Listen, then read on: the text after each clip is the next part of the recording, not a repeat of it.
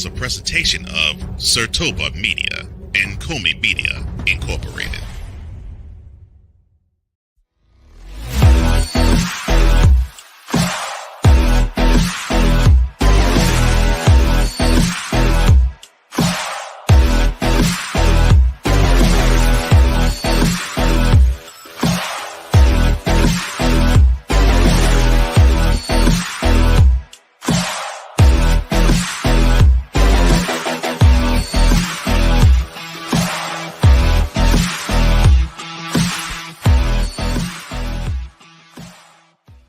The NFL is officially back. CFL Week 10 was full of absolute dumpster Pelican-esque play. There's one person and a few others rocking the Guardian cap, and will it motivate others to follow suit?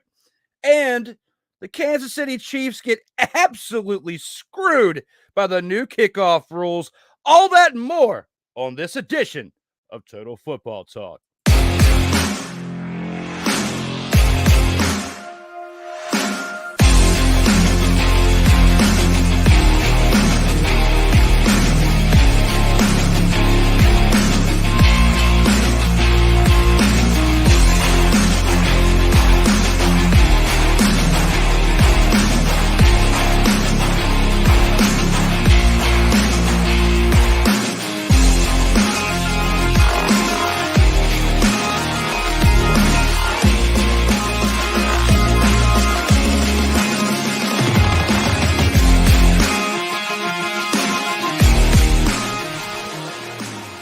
Welcome, one and all. It's that time again. We're back for Total Football Talk action. I am your co-host, Drew Willingham, along with the EP of all EPs, my man, Cole Johnson. Oh, Lord. He is Harry carrying up again. Well, it is good to see you, sir. It is good to see all of you, the TFT tribe. I hope everything is good with all of you, and I'm looking forward to getting my hands dirty with this football talk. Absolutely. I'm about to do the old school Roman Reigns and charge up for the Superman punch, because we are about to smack some teams in the mouth. And we'll throw the ones up for the Bloodline and our man Roman, the Usos, as well as, you know, a close personal friend of Sertoba Media, their Lance Anoa'i, as now we are back for the 50th edition of Total Football Talk, live right now on Comey Media Incorporated, as well as Sertoba Media, where the struggle is real to be awesome. And we're here to talk about the new NFL kickoff rule that results in the Chiefs losing preseason opener.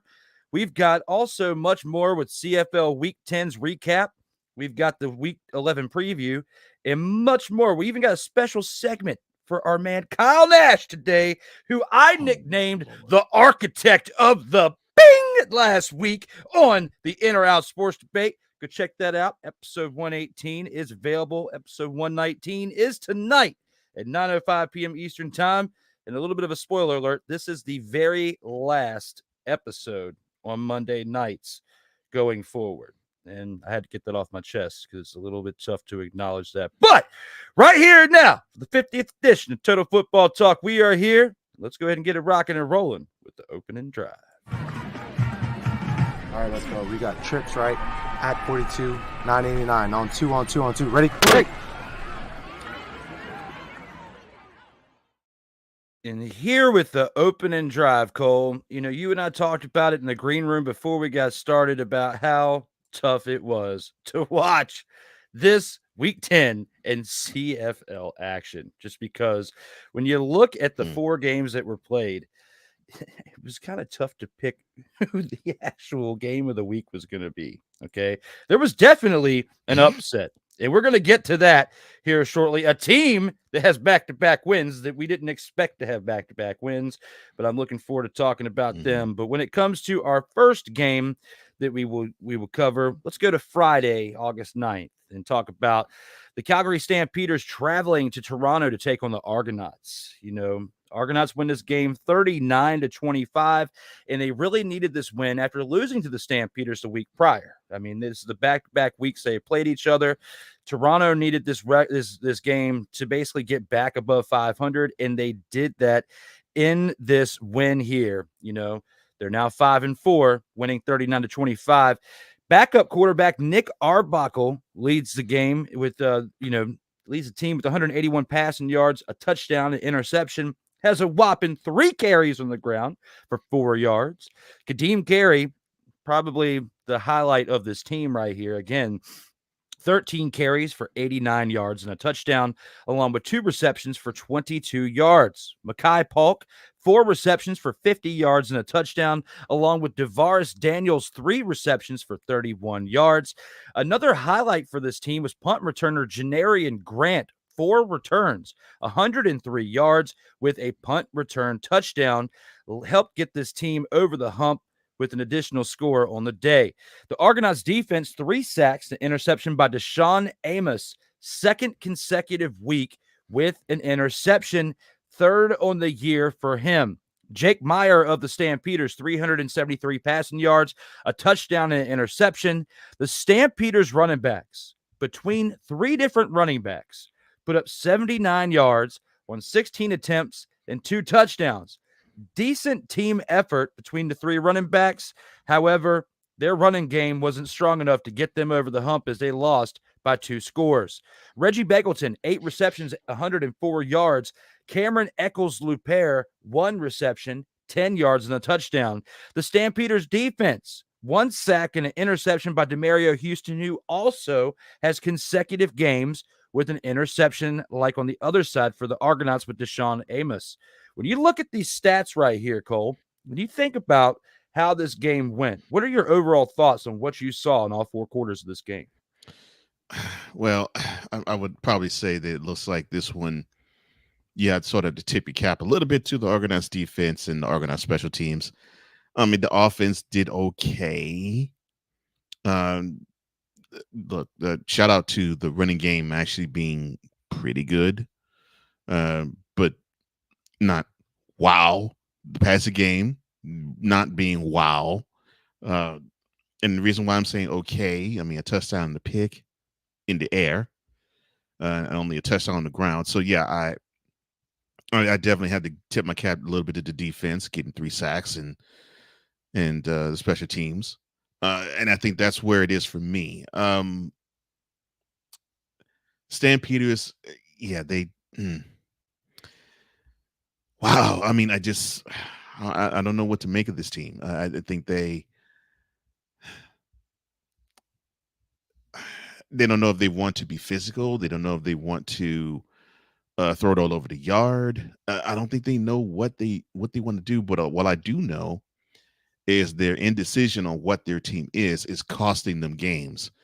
And we're already now past halfway point of the season. They better start finding out who they are and who they are fast. Otherwise, they might as well play for 2025 and be a spoiler as soon as week 11, because they can't keep being like this. 4-5, that's not cutting it. And they've had 2 shots at the Argonauts and whiffed. So that's also a bad thing. So yeah, shout out to the Argonauts defense and special teams. I think that to me, that's why I circle and say this is where the game was won. To help you out a little bit, kind of like the Tony Reale of Around the Horn. The Stampeders actually won last week. We did talk about that. And you said that the Argonauts were going to win this game this week. I did. You were 100% right. So, and like you've helped me out in certain situations where, I mean, well, make mistakes. We're human. I mean, we misquote things sometimes. But like good teammates, we help each other out in the moments. And Stampeders, they won last week. It was 27-23 was the final score last week. This week, we look at how things spanned for this team, and the Stampeders looked like a different team than what we saw play against the Argonauts last week. I think one of the decisive factors for this, though, was the fact that they were playing an away game this time, and when they had home last week, I think home field advantage really paid off for the Stampeders. Things were a little bit different when you look at how things went this week, and I think that the home advantage helped both teams out, as the Argonauts were at home this week and they got the dub. Last week, the Stampeders were at home. They got the dub, and this is where we're at. I mean, you look at the production by both teams. Overall, looking at how things went throughout the entirety of the game, Kadeem Carey was big for the Argonauts. The fact that they're winning games with their backup quarterback still shows they got a pretty solid team, because it's not that often when a backup quarterback comes in and shines better than the starting quarterback. And Arbuckle hasn't done any of that. He has not played up to the level of his predecessor. Okay. Now, when I think about all this, I don't think this team is going to be able to survive the entirety of the season playing the way they are and relying on just one main person, and that's their running back. Even though you and I have discussed it on several occasions about how the running back establishes the flow of the game, okay, and especially the flow of the offense mainly. That's Right. all good and well, but you got to have a quarterback that's consistent. If Arbuckle continues to turn the ball over like he has and is multiple times at behind center, they're not going to win many more games. This is not going to work out for this team if they continue to play that way. The only reason why they're playing this way, they won the game, and it's like you said, the Stampeders are hot and cold pretty much. You don't know what you're really going to expect because they're very inconsistent, and that's why they were very good last week and got the win at home, even though it was only by 4 points. But then the next week, here we are with the Toronto Argonauts at home, and they treat the Calgary Stampeders like a bunch of dumpster pelicans. That's what I saw in this game. So hopefully, and I'm hoping that we can turn this thing around, and that's what I'm thinking if I'm a supporter of the Calgary Stampeders. Luckily, we're not talking about my team yet, and we will here in a second. With that being said, let's go ahead and take it to the next game. So our next game here, a team that I dubbed 2.5 months ago as the Hamilton Tiger Kitties, traveled to Montreal to take on a team that originally gave them that name for me because of how the Montreal Alouettes are playing, and they are still living up to their hype. That is our guy Ryan McCarthy's team right there that he has publicly said. And if all things go very well and planned, he will be here for hour 2 to discuss some NFL and previews for the upcoming week's games for CFL after we review them in hour 1, starting next week. Fingers crossed, all that still works out. But here we are now talking about his team, the Alouettes, as they host the Hamilton Tiger Kitties and beat them 33-23 in this Saturday game a couple of days ago. Davis Alexander, backup quarterback. I mean, this was the week of the backup quarterbacks, Cole. Some of them living up to their hype, some of them playing like absolute dumpster pelicans. And I would have to say Davis Alexander was not amongst that crew, as he threw 247 passing yards, 2 touchdowns, didn't turn the ball over, had 3 carries for 27 yards, averaging 9 yards per carry, which is pretty respectable for a backup quarterback, right? Where things kind of go a little sideways in comparison to how they have previously played this person, Walter Fletcher, the running back, only 8 carries, 53 yards, and 2 receptions for 22 yards. Very quiet on the day when you think about the fact that Alouettes still put up 33 points. Charleston Rambo, 6 receptions, 124 yards, and 2 touchdowns. Shedler Furvius, 1 reception for 48 yards. That right there is absolutely awesome. The fact that he only had 1 reception wasn't awesome, but he had 48 yards with that 1 reception. The defense on the day, 2 sacks, as well as an interception by Darnell, not the playmaker, but an actual playmaker in this game, Sankey. When you think about all that, the Alouettes did their job overall and got it done. That's why they put up 33 points on the day. Bo Levi Mitchell, though, the tales of woe, Levi Mitchell, 25 passing yards and an interception on the day. Backup quarterback comes in, and outshines him. 319 passing yards, 2 touchdowns, 5 carries for 52 yards added to that as well. Outshines the running back as well. When you think about James Butler, who only had 9 carries for 40 yards, 5 receptions for 27 yards, he adds as well. Shamar Bridges for the receivers, 8 receptions, 103 yards. Stephen Dunbar, 6 receptions, 63 yards, and a touchdown, his second consecutive week with a touchdown. The biggest highlight for the Hamilton Tiger Kitties, I would have to say. But when you think about the defense, 1 sack, and they gave up 33 points. They absolutely sucked, okay? When I put all that in perspective and you think about this and the overview of the 4 quarters of this game, what are your thoughts when looking back on this team and both of these teams right here, Cole? Well, the Tiger Cats are, well, they'll say they're reverting back to form. Decent passing totals with the running and the defense being almost non-existent. So they're reverting back to form now. The Alouettes, they're doing well with their backup. And I think when you want your backups to be there, you'd want them to not make the mistakes, and he didn't make a mistake. So that's good. That's good to know there. The passing game is solid. I won't say it's strong, but it's solid. But you can't have, especially when you have success on the ground, you cannot have your ball carrier only have it 8 times. I mean, you gotta come up with some more carries, in my opinion, or have 2 or 3 more backs to carry the load along with him. That's the only thing that gives me pause about the Alouettes, their running game. And I know they sort of have a balance, and they sort of strike a balance between whoever's in the backfield and the quarterback being able to run out the pocket and scramble. And yeah, 3 carries from a quarterback, that's doable.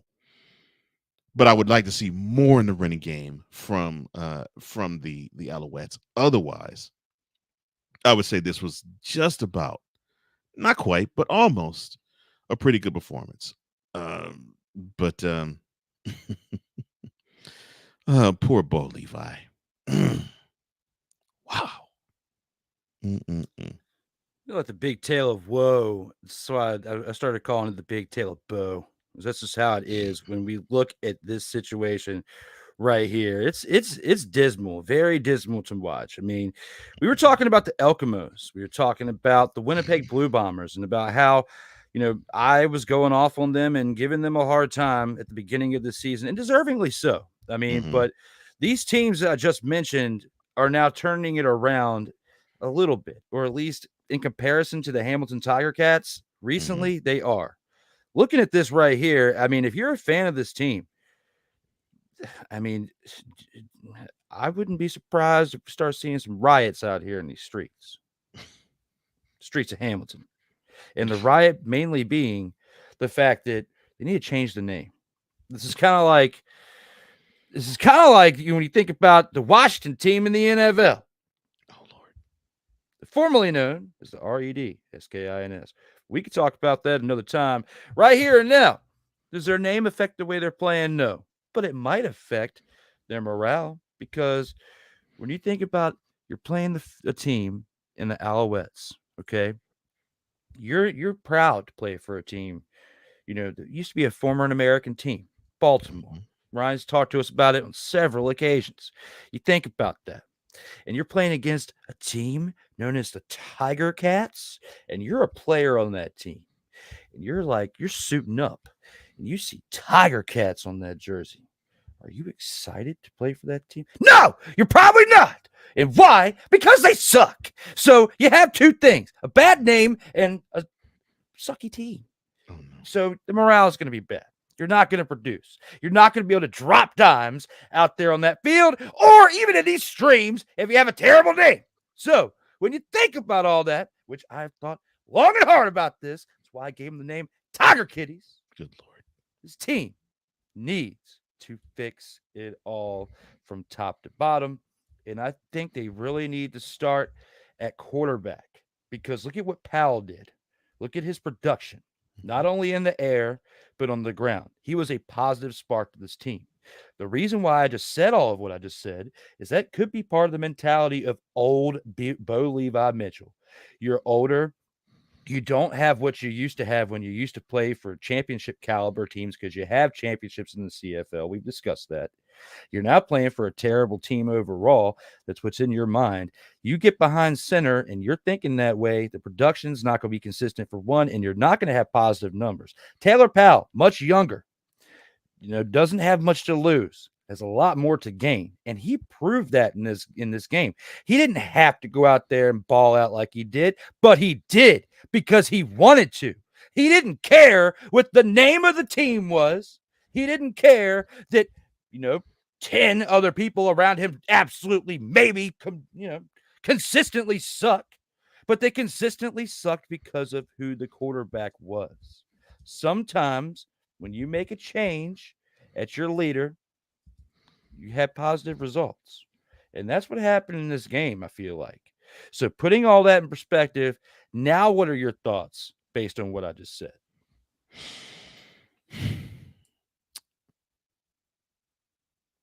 The Tiger Cats suck, and it's unfortunate. I mean,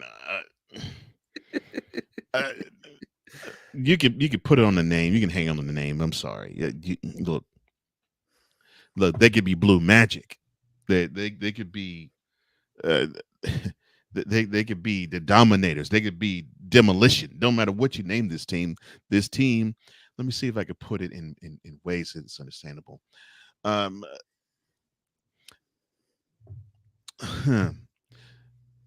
In baseball parlance, the Chicago White Sox would do better as a football team than the Tiger Cats of Hamilton. That is how bad this team is.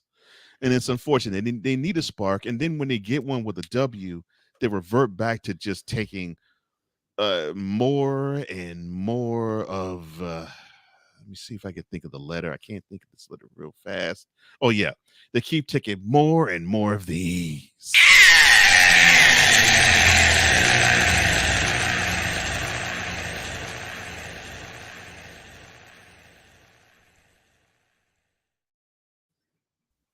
Once there was a guy when I was in the music business, he wrote a rap, and he said something very poignant, and he was talking about somebody that he didn't really like, but he said in this rhyme, quote, "You can dress a turd in a tux, but it's still a piece of clothes," quote.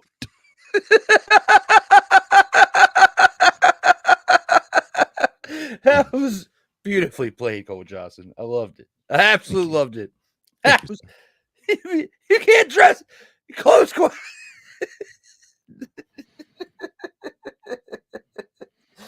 Oh, well, hopefully this team learns from the recent changes and they stick with them. And hopefully it leads into positive sparks for them.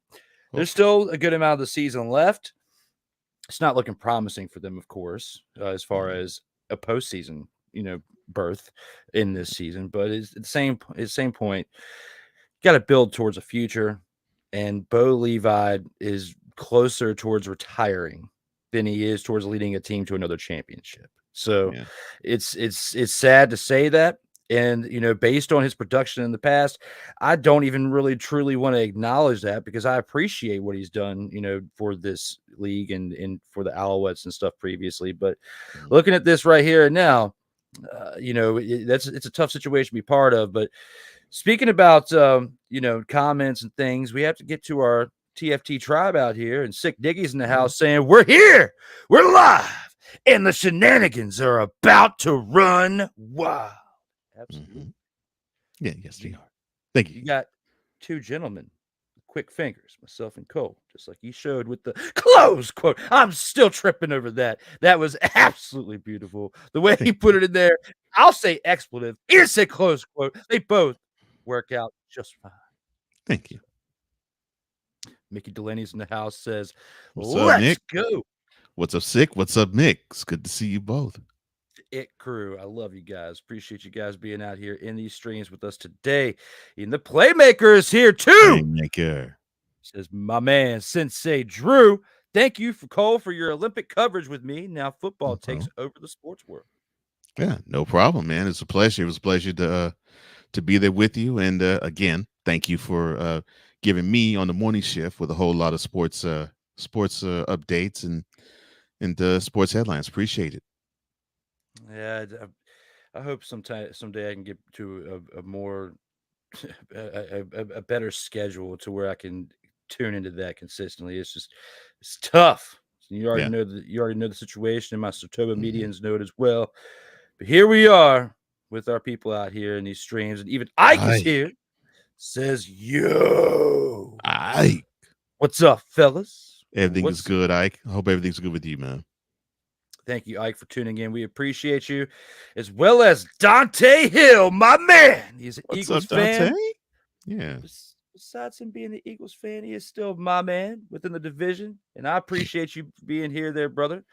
And look forward to bringing you guys some more Total Football Talk action here in a second. Even Sick Diggy added, good morning, good afternoon, good evening, and good night.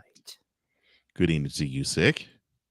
Yeah, it is almost, what is it? Is it 11:30 where he's at right now? He's 7 hours ahead. 10:30. Yeah, 10:30. 6 hours ahead. Okay. We're glad that you were here. You know, Sick is a night owl. So he's just getting revved up right now. Glad that we could give him his action. And as always, whether you're watching this on Comey Media Incorporated or if you're watching this on Sotoba Media, subscribe now and never miss out on new content. If you're listening in on WQEE 99.1 FM in Georgia, as well as on Real Wise Radio, make sure you give them a thumbs up and subscription no matter how you're listening, or dial into their channel and let them know.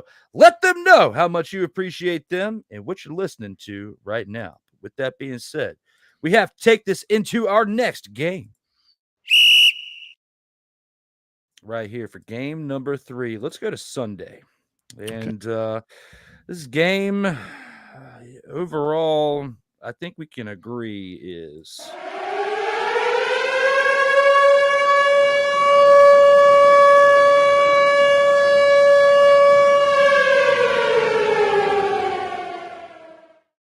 as the upset of the week. Yeah, I mean, back-to-back weeks. A team that was 0-7 has now won back-to-back games. I mean, it's hard to fathom this when you think about the Edmonton Elks, who have a home game. You know, the name still lives on ever since that episode me and Ryan McCarthy did. The Elks continue to live on. And the BC Lions have reverted into what these Elks once were. Consecutive weeks. I think it's 3 weeks now they've lost consecutively. I know it's back-to-back weeks at least. I'll have to fact check myself. I know this is at least back-to-back weeks because Vernon Adams, you know, got hurt last week, have been struggling, you know, as the top of the league, MVP candidate, leading this team to where we were holding them in high regard. Like at that time, the Montreal Alouettes, who were still playing very well, and my team, which has kind of slipped out of the race as well, the Saskatchewan Roughriders. BC Lions here on the road only put up 16 points. The Edmonton Elks at home put up 33 points, getting their second consecutive win. McLeod Bethel-Thompson returns to form as he has 171 passing yards, a touchdown and an interception in this game on Sunday. Trey Ford, the backup quarterback, does play again, but only puts up 96 passing yards. Didn't really do much, but he did contribute enough to help this team out as they, you know, he came in basically in cleanup duty once they were up by quite a bit. Javon Leake, 21 carries on the day, led the team, led the game. That's what I'm talking about. Yeah, he led the team, he led the game, he led the entire league in individual carries for this weekend. 21 carries, 97 yards, and a touchdown. Yes. 4 receptions, 37 yards. I mean, combined, this man had over 100 total, you know, combined yards on the day. Absolute big contributor and probably one of the biggest reasons why they won this game. Tevin Jones, 6 receptions, 123 yards. Justin Rankin, 1 reception, 17 yards, but puts in a touchdown in the end zone after grabbing that one lone pass in the air from McLeod Bethel-Thompson to even up his production at a touchdown and interception on the day. The Elks defense, though, pretty quiet. 2 sacks on the day, not forcing any turnovers, but they only gave up 16 points as they were battling against the backup quarterback on the other side, Jacob Dolgala, 146 passing yards. No touchdowns. He also has 1 carry for 5 yards on the day. William Stanback, 13 carries, 87 yards, and puts up a dismal 3 receptions for 9 yards on the day. The BC Lions defense, though, a little bit more productive than the Elks as far as the fact they had 2 sacks, and they did force the interception by McLeod Bethel-Thompson, but they still gave up 33 points on the day. When you look at this game right here, the production by both teams, one falling off the cliff, one who has been off the cliff and starting to climb it. What are your total thoughts of this game right here? Oh man, see, this game warms my offensive lineman heart. I love it when I see a team commit to the run with a running back. He didn't get 100 yards, but he got close to it, and because of that, good things happened, and everything else spawned off of those good things. And you did have the QB throw for a pick, but you didn't have to throw it all over the yard to get yards, to move the chains. You had a balanced offense. The defense, they didn't do bang up, but they did pretty well. And they kept the team that just a month ago was putting up Madden numbers. They were scoring 35 and 40 points routinely and throwing for 350 to 450 yards routinely. And they struggle now to throw for 150. Yes, I know it's the backup QB, but still, it's still the professional quarterback that's out there. They held this team to under 150 yards passing. Now, the running, that's a different story. But still, hey, I can't fault them for it. They turned them over. They held them. They held a good offense to basically be flummoxed, or at least continue to be flummoxed. This does not seem like the heretofore winless team that was coming into the month. They seem to have found a little bit of themselves, and kudos to the Elks. I'm glad that they're fighting, and I'm glad that all phases are into one to turn this whole program around, and looks like they are now already in the midst of wanting to disappoint many teams that are in the playoff hunt for that Grey Cup. Absolutely. We'll have to see how things pan out with that, because, I had so much hope for the BC Lions. You think about, how their season started, and it goes to show how their team was pretty much built around their quarterback. I mean, it's okay if your offense is built around him, but when your entire team can't put up any points or can't stop any type of production, like we did talk about how inconsistent their defense was the early part of the year and how they were going to have to fix some things. It doesn't look like they'd made any adjustments with that, because now your quarterback is down and you've got a dumpster fire brewing for this team. I'm not going to call them dumpster Pelicans yet, because they're still above 500, but not for much longer if they do the same thing this upcoming week, because they're not the team with the bye this upcoming week. So that's the spoiler alert right there for that. What we can say is the fact that the BC Lions need Vernon Adams. And if he comes back, yes, they need him bad. And we'll have to get more update on what's going on with him, as I will say that the one thing I did slack on during my research over the weekend was I did mean to, and I didn't follow through finding out the total situation for that. So that is on me, because that was a goal of mine. But hey, we're human out here. We can make mistakes. Things happen. But when it comes to that, there's many more we have to talk about. And let's go ahead and take it into our game of the week. And here with the game of the week, we have two teams that ended a game in a tie. Now, the way the production was in this game, some would say Drew House is the game of the week. Well, when you think about the fact that our previous three games that we talked about, the teams that won in double digits. Okay. So when you have double digit victories, it's hard to put that as the game of the week unless both teams were lighting it up for the majority of the game.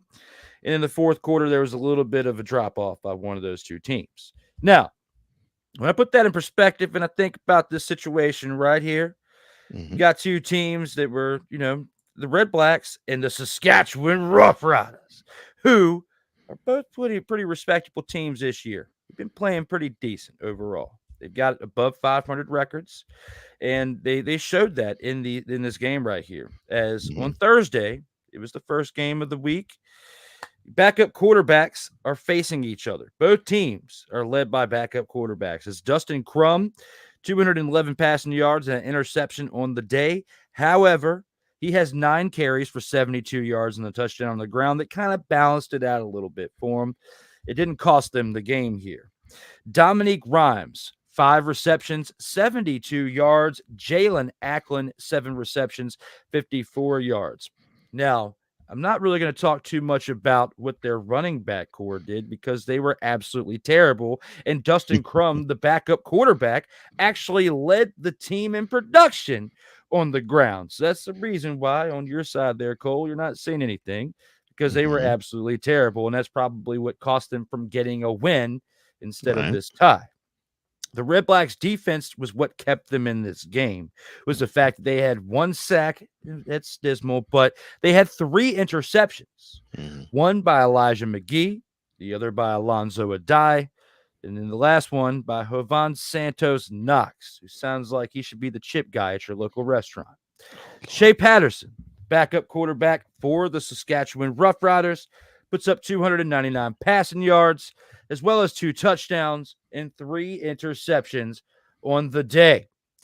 You also got to look at the fact that he had 1 carry for 1 yard. I mean, it wasn't much production, but he did do something. Did more than I did. I didn't have a carry for a yard in the game, so I'm trying to give him a little bit credit where it's due. The backup running back as well, as this was a weekend for the backups and for not only just the quarterback, but the second consecutive week that their backup running back was out there, and he absolutely played like a dumpster pelican. And he played like such dumpster pelican that I'm going to put it up right here, and we're going to rank him as the 3rd worst dumpster pelican of the week, the one with the 3rd longest beak on the back corner. Let's bring it up again. Look at that dumpster pelican right behind the tallest one. That is him, okay? That running back was him. Now, not him as the man who did his job. Him as far as the 3rd-ranked dumpster pelican of the week because he had 12 carries for 23 yards and 1 reception for a whopping -1 yards. The receivers was what helped kept this team in this game because they had 8 receptions, 101 yards by Dante Myers, and Sean Bain, 8 receptions for 90 yards and a touchdown. Rough Riders defense, 5 sacks on the day, as well as an interception by Roland Milligan, his 2nd consecutive week with an interception as well. Looking at this game and how it broke down, besides the fact that both these teams played like Tim Tebow for 3 quarters and then leveled up in the 4th quarter to give them somewhat of success. What did you see in this game, my man? Well, I think I see a team. Well, I see 2 teams, I should say, that I think they want to establish similar identities, but but they go about it in a different way. So with the Rough Riders, they've been dealing with having to roll with their backup QB for really the balance of the year thus far, and he can put up good numbers. He just can't play flawless football. And turn the ball over 3 times. That doesn't help your team, doesn't bode well for your squad. And of course, you'll get sour feelings with the squad if you keep turning the ball over the way that Shea Patterson has, and definitely the way he did in this particular game. I know the Roughriders want to lead with defense and have the running game be a supplement to it. And look, their defense, 5 sacks. I mean, when the defense plays downhill, they are an absolute joy to watch. Unfortunately, though, they couldn't come up with the big key stop, but that was aided by the fact that, unfortunately, their QB kept turning the ball over. Now, for the Redblacks, it's sort of like the opposite. They want to establish the run, I think, and then behind it, they want to have solid defensive play. And, well, they couldn't establish any run. Although you could say, well, hey, you had the QB. He ran for almost 75 yards. You'll be hearing me say this when we talk about the Ravens with Lamar Jackson. It's awesome to see an athlete be behind center and show that he can run and show that he can carry the ball. And that's all great and that's all wonderful. But when one of those runs ends with a defender making him pay the price for actually taking off and running, then come back to me and then say to me, yeah, that's great that the QB actually can be the leading rusher for your team. That's not, I don't think, how they should establish the run, but, well, they got to do something. In the end, three bad quarters and, well, 2 good quarters that followed. All I got to say to that is, I think we'll be seeing these 2 teams probably face each other again, and I'm not talking about regular season. I'm talking about in the playoffs, because I really do think we're going to see them down the road battle each other, and they'll be doing the sudden death style, because I think their styles are similar. They don't blow you away offensively, but they basically want to wheel you down. They want to make sure that you don't have the energy to go forth and push forth and continue. If done right, one of those outfits will rise to the occasion. Unfortunately, no one actually came up big. They all were neutralized to a degree, and they rose to the occasion at other times. But yeah, it's unfortunate that these 2 teams tied. And in terms of philosophy, I probably like these 2 teams in the CFL more than any other. But it's unfortunate they have a tie, because this might come back to bite the both of them. You're absolutely right. I was thinking the same thing, because, I mean, it's games like these that when you get to the last week or 2 of the season, when the playoffs really start to we really start to get a clear picture of who's in or who's going to be, this close to being out, pardon the pun. I mean, I know I do have a show that's in or out, but it's nothing to do with this part. When it comes to this, I hope it doesn't bite the Roughriders, because I've been, talking highly of them all year long, and I don't want it to come back to bite them. When you think about the Lions too, we talked highly of them as well.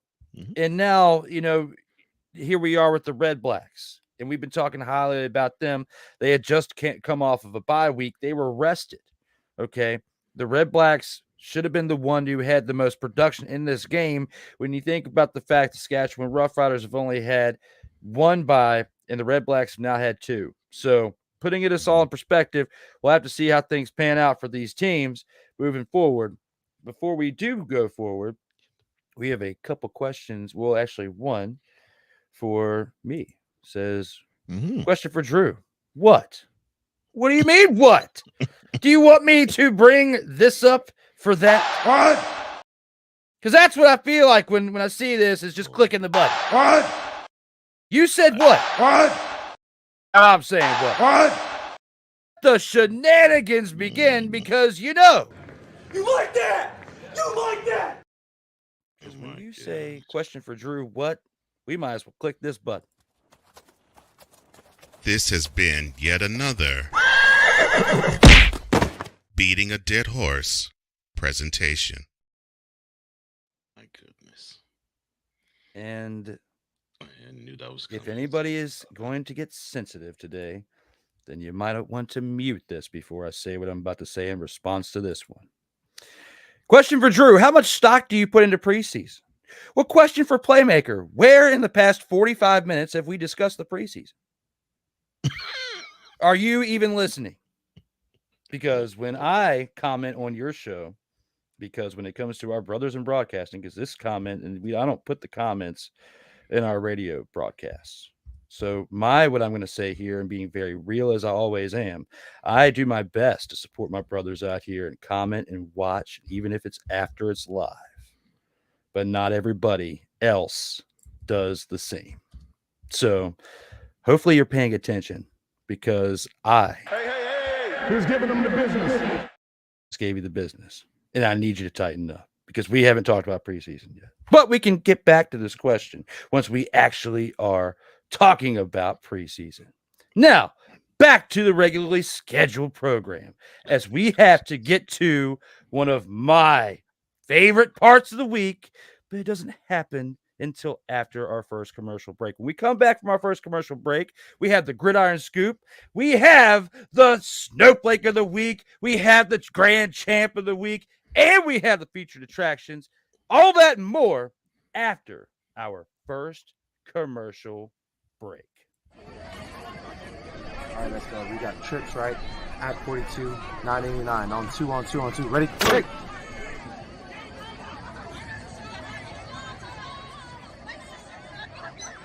We're just getting started. Total Football Talk will return right after this.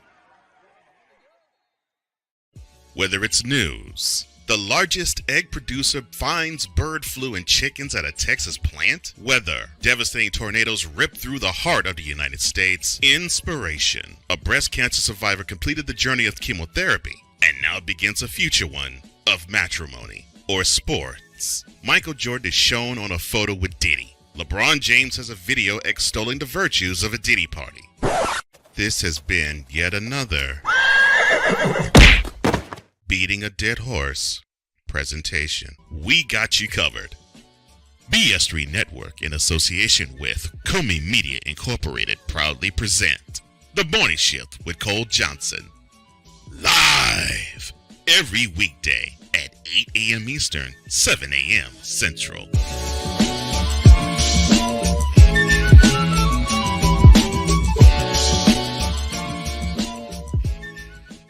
Hey, Eagles fan. Join my man Cool McCain and a host of others as they break down every single game, every single week in an objective manner, and also from a fan's perspective as well. Remember, this cast feels just like you. Nobody likes you. And you don't care. Fly, Eagles, fly. Eagles Elite Podcast, every Wednesday at 8:30 p.m. Eastern on YouTube and other podcast outlets.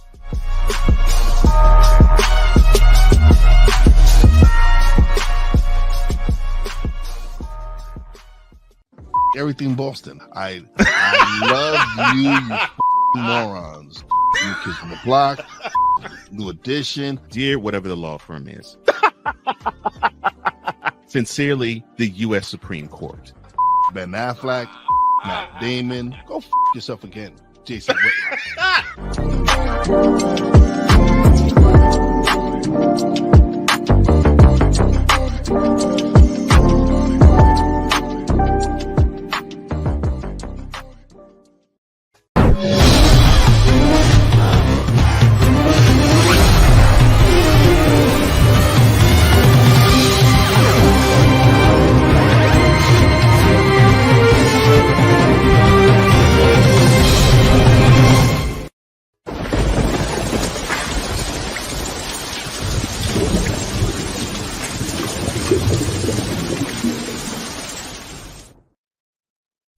Welcome back to Total Football Talk. We are live right now for episode 50. As we're here to talk about the new NFL Kickoff rule results and Chiefs losing preseason opener. I am your co-host, Drew Willingham, along with the EP of all EP, my man, Cole Johnson. We are back. Mm-hmm. Yes, we are. So Great to have you on. Absolutely, and especially those of you out there from the TFT tribe. We'll get to your comments here shortly, but before we do that, we have to get to one of my favorite segments as well. And I say that for every segment, but that's how I feel because I love this show. But when it comes to this, got to get to the Gridiron Scoop.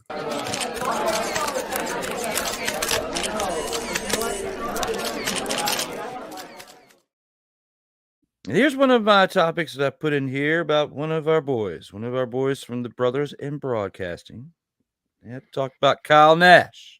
As Kyle Nash and many others are upset that Florida does not have a UFL team anymore. Should the architect of the Bing start a petition and lead a movement towards bringing professional football back to Orlando?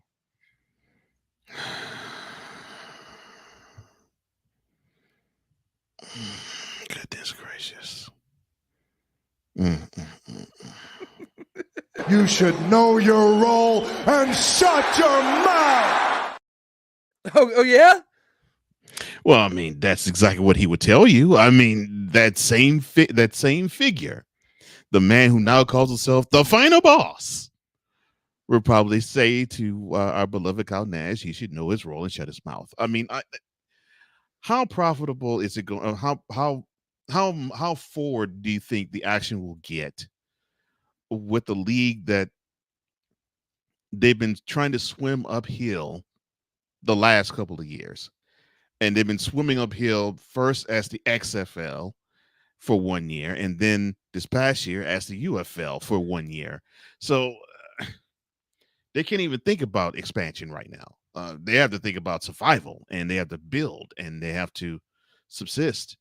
So once that is in place, obviously they're going to have football in Florida. I mean, Rock considers himself a Floridian, and Danny definitely considers herself a Floridian. I think she is actually from Miami. So I'm sure that Florida will receive football again, UFL style. It's just that I think they had to concentrate their efforts a little more, I guess, toward the markets that probably were a little more profitable for them. I am surprised none of them were in Florida, but that's just how it rolls. I figured there was going to be in St. Louis. I figured it was going to be in San Antonio. From there, it was a crapshoot for me, and I was surprised they decided to stick 3 teams in Texas and none in Florida. But I don't think. Well, yeah, they could be upset, yes, but if they're going to sign a petition, I don't know if it's going to get far because I think they're still losing money. So let's have them break even, and then let's have them profit, and then we could talk about expansion. Well, the reason why I worded the question the way it was it wasn't necessarily to talk about expansion, but you did bring up one of my points, was the fact that, and this is what Kyle argues, and he's argued it several times on the in or out sports debate from my people out there who watch and are supportive of me and Sertoba Media. Kyle and I have talked about this many a times. And we've talked about the fact that it's very stupid that there's 3 teams in Texas. Yet you think about how much Florida loves football, from the beloved Florida Gators to when you think about Florida State and Seminoles, and you think about the other teams that are in the NFL, and you think about the other teams throughout other, like the AFL, like in other indoor leagues and other versions of professional football. Those of you watching right now, Sertoba Media, who are loyal to me and loyal to my product, or know exactly where I'm going with this, because you've been paying attention to me for years, not just there, but in other platforms. And you know exactly where I'm coming from and how I am going to defend Kyle here when it comes to it makes absolutely no sense that you have 3 teams in Texas. And yes, the Orlando Guardians played subpar in the time that they were in the XFL, but they didn't absolutely suck like the San Antonio Brahmas did during their time in the XFL. Now, I will at least give them credit because they turned things around in their 1 year in the UFL and made it all the way to the championship game.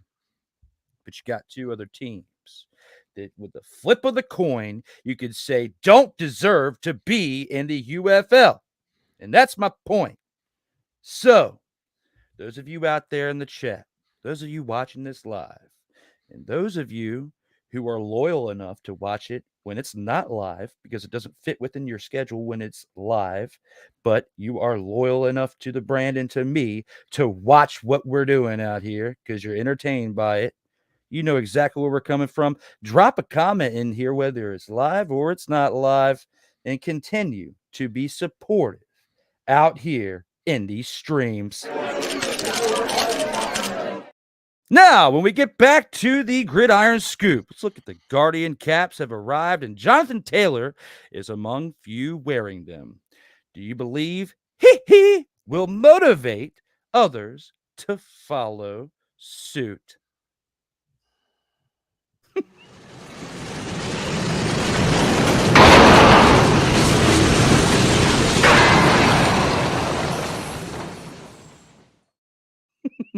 Oh my gosh. Inside joke.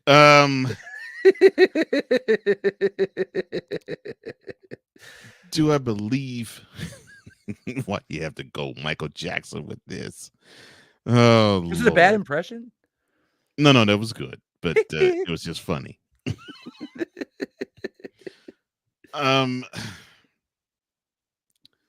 No, I don't think so.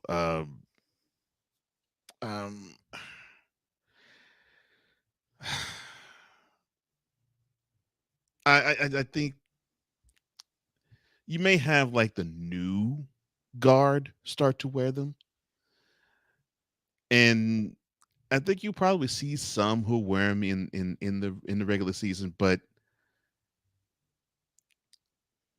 I think you've hung around the sport long enough. I've played in it. There is a bit of a machismo feel to it. You know, if you were to come out with the Guardian cap, and on the field, you would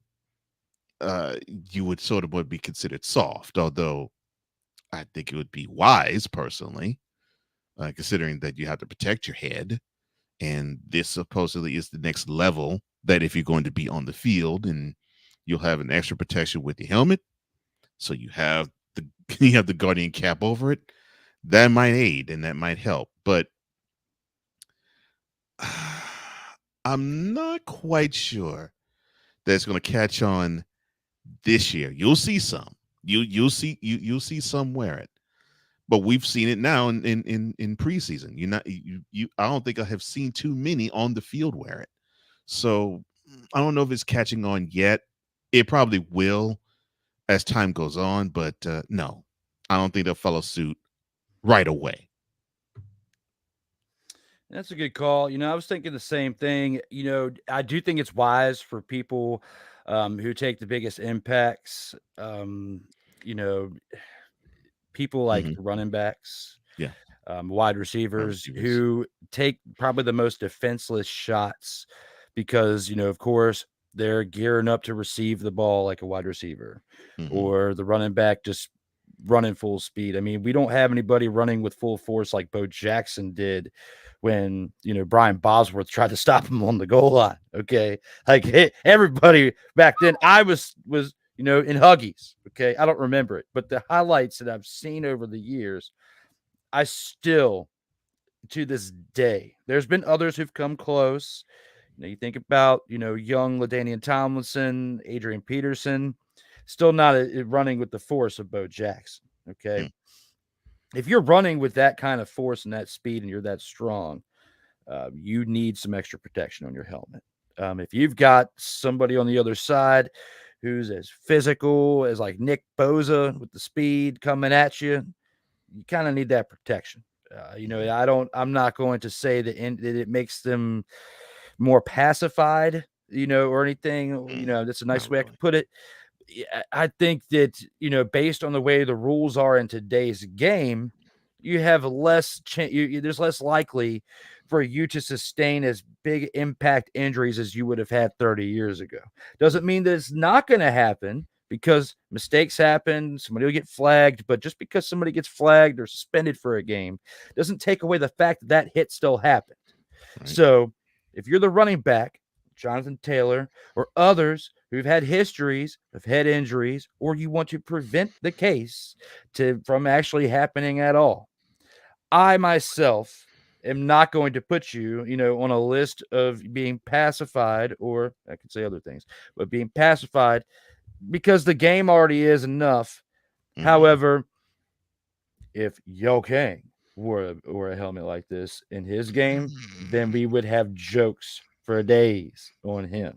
But luckily, this is for Total Football Talk. I think certain positions should wear it, and I will say, like running back, wide receiver, the tight end. There's not enough full force, fast contact on the offensive line anymore, or defense, that I would really justify that. But your defenseless players at certain points within the game, I think, should be wearing this.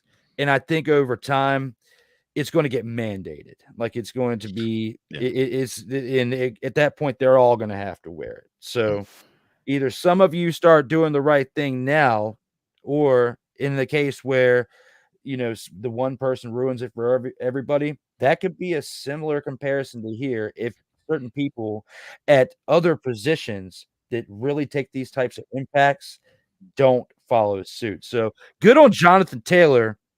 I wouldn't for starting a trend, because there's a few others doing it, but being one of the more notable names who's actually going through with it to save his own health and not caring what people think about what you look like, because it's not about what people, and that's the thing that I like about Jonathan Taylor. He doesn't care what other people think, because results are actually what you should care about. And that right there, my friends, is the most important message to that whole thing right there. Jonathan Taylor, take one for the team and set the tone right here. And that's what I'm going to say about that. And now, Cole Johnson, it is time.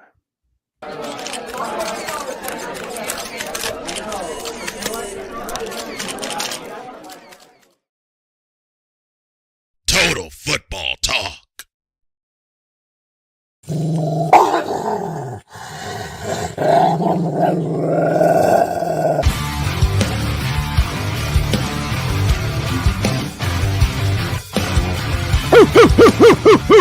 Where my dogs at? And now, with his choice for the dog of the week, his grand champ of the week, I take you to Cow. Well, I mean, I could pick someone from CFL. I'm not going to this week. I'm actually going to go in NFL, and you all might claim Homer, but it's not for what you would believe. This one's going to Tank Dell, wide receiver for the Texans, and the reason why I'm giving him the dog of the week, or the Grand Champ Award, is back in December he messed up his knee, and he was out for the rest of the year. And here he is on the field only 8 months later. And although I really don't care that he, in a preseason game, caught a touchdown pass from CJ Stroud. Yeah, it looked good and it was great to watch, but I was just happier with the fact that he was able to look really good on the field during some action, only 8 months after the injury that curtailed his rookie season early.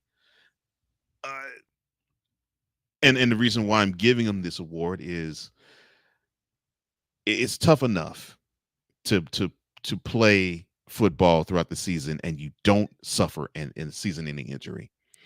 to do so and to rehabilitate to the point where you show that you're going to be back in shorter time than people prognosticate, I tip a whole lot of cap to you, because it takes a lot of work to do that. So yes, Mr.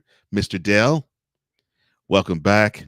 I'm looking forward to seeing what you're going to be doing for the Texans in the upcoming season, and you look good in Pittsburgh. Well said, my man. I like it. And we'll have to see how things pan out, because even though Playmaker asked me that question, I mean, I do get a little hype for the preseason just because NFL's here. But, I'm not going to throw away a whole player or their season, the team's season, based on what the production is in the preseason. Okay. The only time that really happens is if like a major injury happens to like one of their Right. stars that shouldn't have been putting, meaningful minutes anyway, or unmeaningful minutes. But now with my take, I am going to stick with the preseason on this. And for many weeks, for a couple months, I've been sticking with UFL and CFL as my primary selections for the dog of the week and for the snowflake of the week. But I'm very happy and honored to be able to talk about the NFL once again for my choice of the dog of the week. And this week, I'm giving it to Bo Nix. I almost was going to give it to Caleb Williams based on how he played. And there were several plays that he made in that game for the Bears where you saw how mobile he was, for one, and moving out the pocket, slinging the rock, getting completions, okay? But for the Broncos, there's so much shade has been thrown on them for a couple of years now with Nathaniel Hackett, with Russell Wilson, with bringing in Sean Payton, and then they still had a very dismal season last year. You still invest in a first-round quarterback this year, knowing that you are still on the hook for the next couple seasons for Russell Wilson's contract, because it just activated this year, which is why the Pittsburgh Steelers got him for a veteran minimum, so that the Broncos still have to pay him his money. All right. I'm giving this to Bo Nix, and the reason why, you look at his game, right? I'm not getting excited about the fact that he was 15 to 21 for 125 yards and a touchdown. The reason I'm excited about him and giving it to him for this dog of the week is because of the way he commanded the game at his position as a rookie. Okay. That's one.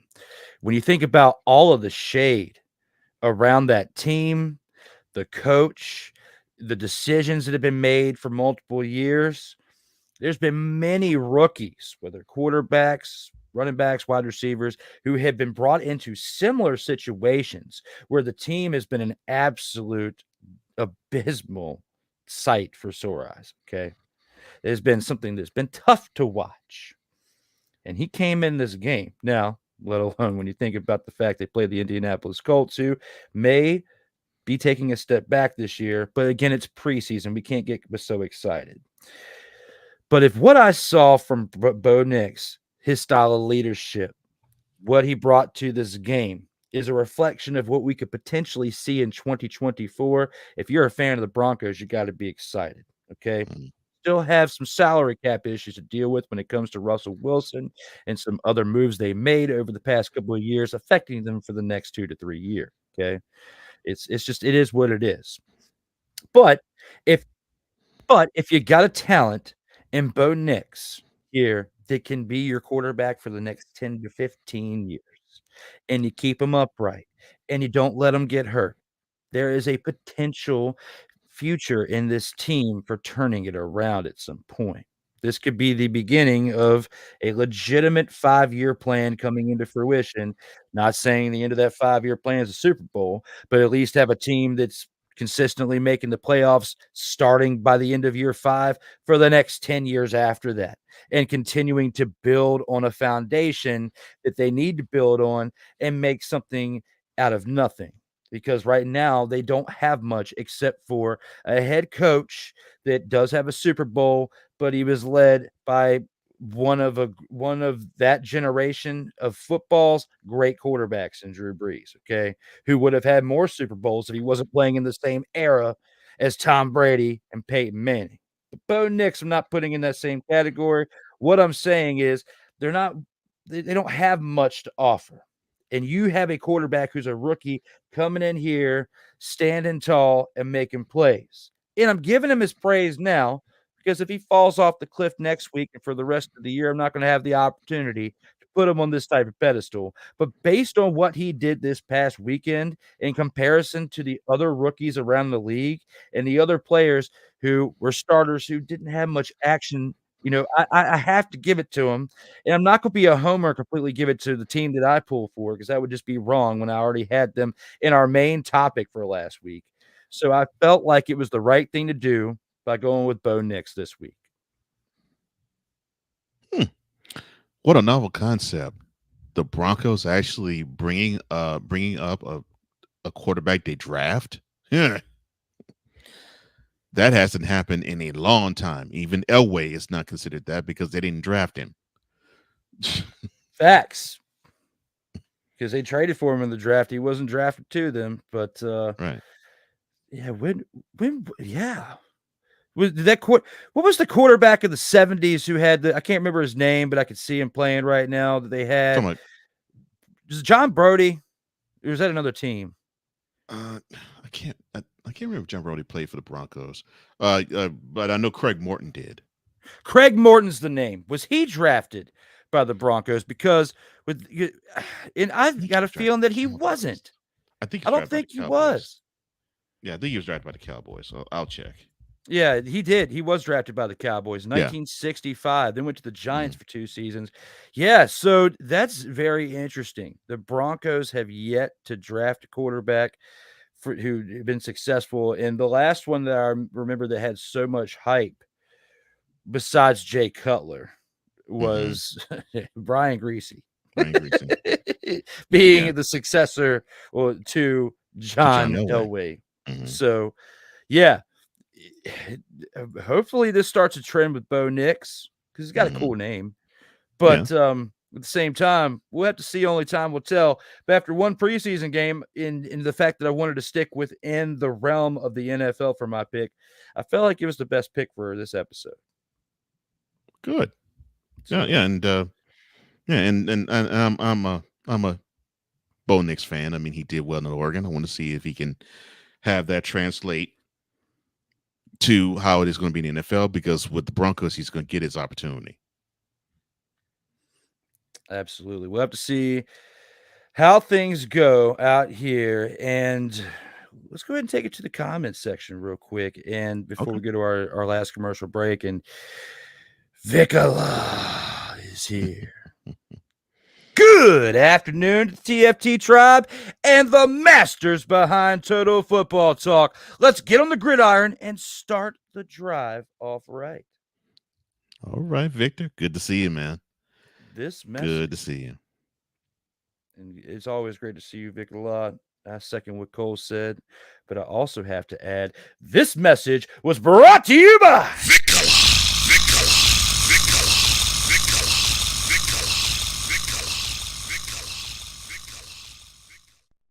one of my favorite buttons to click by the EP of all EPs, one of his most ingenious creations right there.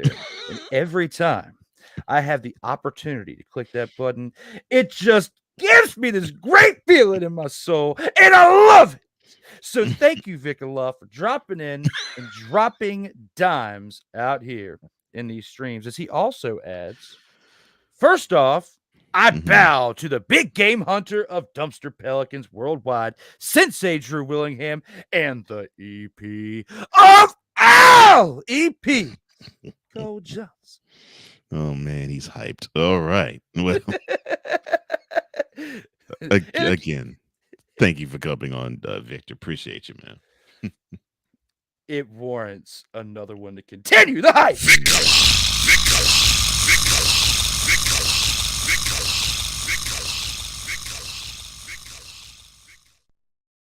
And for the first time in this episode, to all of you out there who are dropping dimes in the chat, I got to give you this as well. What's that? What's that?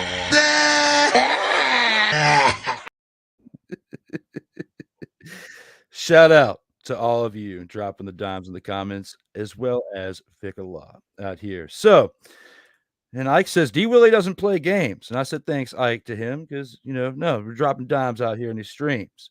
Dante also says, to be fair, this is talking about when we were talking about the Kyle Nash segment. To be fair, it's still early. Florida will get a few teams. The league needs to cook a little more. I really do believe 3 years from now, if everything goes well, they will have enough investors. Yeah, I agree with Dante. I think that's what Danny and Dwayne was thinking about. I think they wanted to have the opportunity to bring forth new energy when the UFL is successful. Where they will have I'm thinking they probably will target Tampa or Orlando. They'll probably target Miami. And to me, then it'll be between if they want to put one in the Panhandle or put one in Jacksonville, wherever they want to be. Because I'm thinking they probably will eventually put 3 teams in Florida too. I mean, I can't think of too many states that are football hotbeds like Florida. Texas is one of them, but Florida is also along that same on level too. So yeah, I agree with you, Dante, 100%. Same here, Dante. That was definitely great, what you dropped into the chat. And I hope that comes true. For people like Kyle, because he is holding this grudge that, he needs to let go. It's not healthy. Okay. No. So, Kyle, I understand Danny Garcia told you she's an Orlandoian. Okay. And, you had your heart set on covering this team in the UFL. Sometimes I got to make decisions that we all don't like. And I don't like it either. Okay. I would much rather see the Orlando Guardians than 3 teams in the UFL. And one of them played like absolute dumpster Pelicans, and that being the Houston Roughnecks. Okay. Yes. Which you have a special hatred for teams, especially ones that leave. And we've already established that plenty of times. This team happened to change their name, okay, back to a name they had during their time in the USFL. All right, and it didn't work out. It bombed. Okay, not as bad as the Winnipeg Blue Bombers started the season off for the CFL, but they bombed. So now, when you look at the Orlando Guardians, were they, had they played like another team who went to the XFL championship the year prior, okay, and then came to the UFL and then bombed, okay, they didn't play like that. They didn't completely bomb, but at the same time, they also, when you look at the Arlington Renegades and you think about how they were, that's where I was going with this. They didn't play like the Arlington Renegades. They would be in the UFL right now. The Arlington Renegades are 4-6. They still made the XFL championship. They proved to us this past year that they weren't relevant enough to be in this UFL league because of how they fell off and started the year. What were they, 0-6 when they started the year? So the Orlando Guardians would not have started out 0-6. That's why I agree with Kyle and how he feels with the fact that this team should be in the UFL. What happened was an injustice. I disagree with their decision, and I agree with you. That's why I'm fully supportive. If you want to start a petition, if you put it on the internet, I will e-sign it, and I don't even live in Florida. But I will do it to support you in your message of the fact that this team should still be a part of the UFL. Does that mean that we're going to get them back? Probably not, okay? But if you get enough signatures, you have a chance. Just like in that movie. Still have a chance, and you still have a chance if you try, because a closed mouth doesn't get fed. And sometimes when people make mistakes, you gotta hold them accountable and tell them what's up. All right, and that's what I'm encouraging you to do right here and now. And as always, if you're watching this on Comey Media or on Sertoba Media, where the struggle is real to be awesome, and you are new to the channel, do me a favor, do Cole a favor. Click that like button, click that subscribe button, turn on the notification bell, and help us out here in these streams. Now, I know I said out here twice, but it was to make sure that the emphasis was true, that you understood. Help us out here in these streams. Click that like button, that subscribe button. Help us continue to grow and reach our goals. Now, when you think about that, Sick Dicky drops in. What's good at Victor Lock? And you guys are going to give me another excuse to click that button if you keep it up. What's happening at Darnell Playmaker Silence? He says, and then he says, it's never easy to bounce back from a serious injury. Some players are never the same. That's true. That's true. I mean, Robert Griffin III is a prime example of that. So, yeah. Pulling on my heartstrings, Cole. You are pulling on my heartstrings. And if that I hate to see it too, man. I hated to see that too. And for him, because he's a good dude, Yeah. I mean, had that never happened, we never would have got this. You like that? You like that? But That's correct. as much as I liked it when he said you liked it, well, you like that, Kirk Cousins still in his time with Washington and his time with Minnesota, and predictably what we're going to see in Atlanta, never gave me the type of rush and feeling that I had during that rookie season that RG3 had. Like we've seen flashes here with some games here and there, but consistently throughout that season, even when they lost, I was still 100% locked into those games. And I loved what I was watching. I'm still locked into watching them now and covering them, but I'm not having as much enjoyment with watching them because for the last 10 years, they've continuously and consistently play terrible. So I know where you're coming from, Sick, and with Cole, you as well. Yeah. So. Yeah. Look, I miss IG3. I mean, I got a chance to watch him at Baylor before he became Washington's quarterback. I was so happy to see him actually get a shot, and then at the end of his rookie season, getting hit by a Haloti 90 in the knee. I was like, oh man, yeah. And I felt for every Washington fan. I felt for you and everybody who rooted for them, because I was like, oh man, their future might be shot because of that. Oh, I hated that. I hate it now. 12 years later. Ugh, man. Well, we'll see if Jaden Daniels can exceed what the foundation for a rookie quarterback was set when RG3 played, because the records, his production, I'm talking about everything up until the injury. There's still records and an aura about how he played that is still left on that franchise. Based on how Jaden Daniels looked in that first preseason game, he looked pretty good, but it's still too early for me to say anything of outside of that. Agreed. I feel like he's potentially going to be better than that, because I haven't seen enough. So we'll have to see how it was. And that goes back, even though I was, poking a little fun at my man Playmaker when it comes to not that one, but this one, when it comes to the answering your question to the fullest ability here, I put stock into the preseason for the rookies because it gives me my first real look at how they're going to play in an NFL system. When it comes to the vets, I don't put as much into it because, I mean, they're not giving us 100% as much as they want to say they are. I mean, it's very obvious that there's certain plays they're lacking up on, because you see a huge difference in production from players, not just because of their playing time getting increased when they play week 1 through week 17. Well, week 18 now, because there's 17 games. But when you think about the type of production they put forth throughout the season, in the preseason is dramatically different, unless it's a player that was just drafted and they played well in the preseason to give them the chance of starting in the regular season, which we see that stuff happen all the time.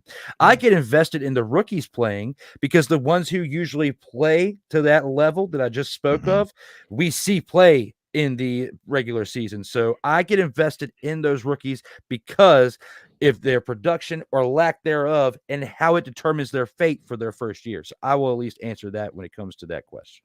Oh, agreed. I mean, I think that's that's one of the 2 reasons why you should watch the preseason. Which rookies are showing the ability to actually show glimpses, because we really don't technically know until the regular season begins, because you and I have seen so many preseason games. Coaches are if they're putting forth 50% of their playbook, I'd be shocked in the preseason. So obviously, it's a lot of vanilla stuff, but still the NFL, even preseason, is still a level above college football. So you get a chance to see if a rookie can establish himself early, and then you get the hungry free agents, the ones who they've been on practice squads or the UFL or the CFL, and they'll get their shot finally with a set of OTAs and training camp, and in the preseason they want to show that they belong on an NFL field. Those are the really two reasons to me that I believe you should watch the preseason. Absolutely. We were on the same page with that. And we'll acknowledge our last comment before we go to our last commercial break. And that is RG3 was in my lifetime, was the only player I was nervous about coming to the division out of college and was terrified of during his rookie season pre-injury. Yes. Yeah. And no, go ahead. My bad. I was gonna say, yeah. I mean, you had a guy who ran a sub 4.5 40, and he had an arm. The only thing he needed to learn how to do was, to get down and slide, obviously, and accuracy. And it looked like he was starting to learn how to get accurate in the NFL when his injury happened. And as an Eagles fan, Dante, I'm not an Eagles fan, but I know you are. I felt for you, Cowboys fan and Giants fan, because the way RG3 was rolling in 2012, it looked like that Washington was going to be the team of that decade. It looked that good. It looked that strong. And it was such a disappointment when those thoughts that you just spoke of back then, what Dante was feeling and what I was thinking, didn't come into fruition. So, and Dante and I, the first time I ever met him, when I mounted a TV in his house, back when I worked for Geek Squad, that we talked about that. And, in our conversation from then was we got him hyped and got him to become a loyal Sartoba median out here, one of our fans out here, now part of the TFT drive for our joint production right here. So thank you, Dante, for tuning in and being here for us and dropping dimes like that in the chat. We greatly appreciate it. It gives us additional layers of content to discuss out here on the show. And speaking of that, we do have to take one last commercial break before we get to our last half of the show. When we come back, we still have the featured attractions. We still have the snowflake of the week and the 2-minute drill. We'll see you guys here after the last commercial break. Coming up next, the featured attractions. This is Total Football Talk. Comey Media Incorporated. Creating content magic in the real world. In a world where chronicles of the past are brought to the streams, whether the content is relatable or completely beyond your realm of life, there is no shadow of a doubt that this show is absolutely full of shenanigans. Get ready for D. Willie in the evening. This Sunday at 10:05 p.m. Eastern. Exclusively on Sartoba Media, where the struggle is real to be awesome.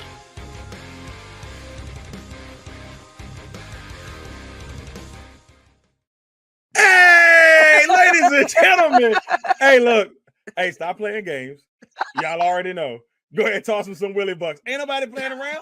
Hey, $sign D Willie 87. Go ahead, hit him up on the Cash App, and go ahead and give him some Willie Bucks. Look at Drew looking stoic, ladies and gentlemen. Stoic on that $10 bill. So go ahead, slide my man over some Willie Bucks, and we good. That's all I'm saying. We good. How about some Willie Bucks? Sartoba Media, where the struggle is real to be awesome. Oh, yes. The tradition, the pageantry, the spectacle, the history, the slut. Wait. I gotta rep my brother's stuff right. All my DMV soldiers, stand up! And welcome to the Commander's Gridiron Report. You want your commanders to be repped right? Well, D. Willie is your man. Commander's Gridiron Report. Every Tuesday at 11:05 a.m. Eastern, 10:05 a.m. Central. on the Sotoba Media YouTube channel. Music by J. Cool. Where my soldiers, right side, commanders. Where my soldiers, left side,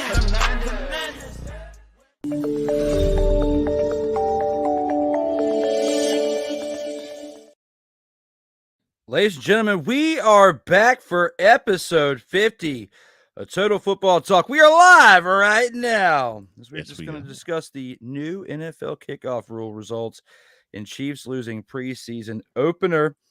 And as you saw during the commercial break, you saw the Commanders' Gridiron Report. It'll be on tomorrow at a very special time, returning to weekly episodes tomorrow at 1:05 p.m. Eastern Time. But here within the next couple weeks, it will go back to its original time, as Cole announced in that commercial. But before we get started, I have some breaking news that I want to share with the TFT tribe.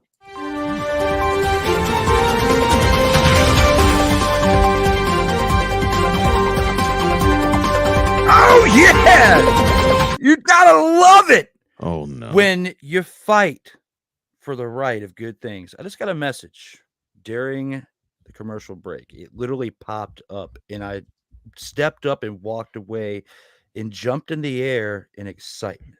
Okay. Oh, wow. There's a reason why you use music that is not copyrighted, that you have a license to, or you have permission by the artist to use it. Because in a case where you go and dispute it, I've never won one, but I won one today. And it's because for the Commander's Gridiron Report, right, I have the permission to use it. I had talked to the guy. His name is J. Cool, which you know from putting the commercial together on a regular basis. Through Instagram, we have connected. And that's how I found the song and made it into the intro. That's how you made that awesome commercial.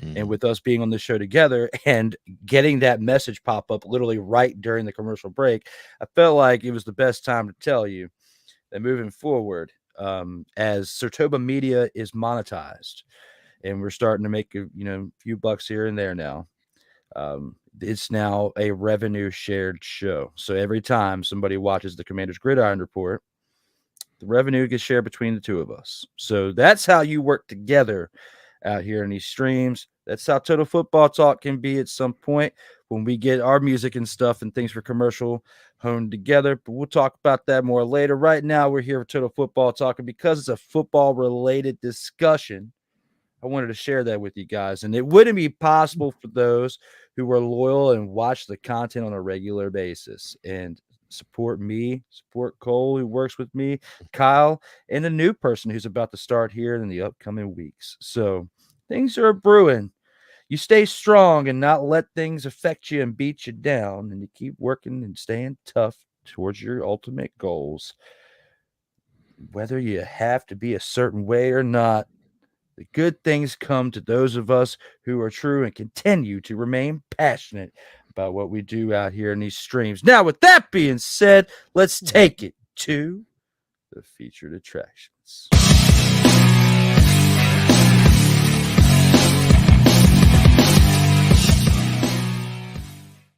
I alluded to this when we first came back from the commercial break, when we started the show, and that is when it comes to the new NFL kickoff rule and the results in the Chiefs losing the preseason opener.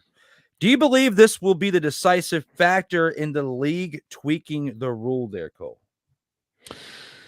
Not yet, but if this continues to happen, it will be.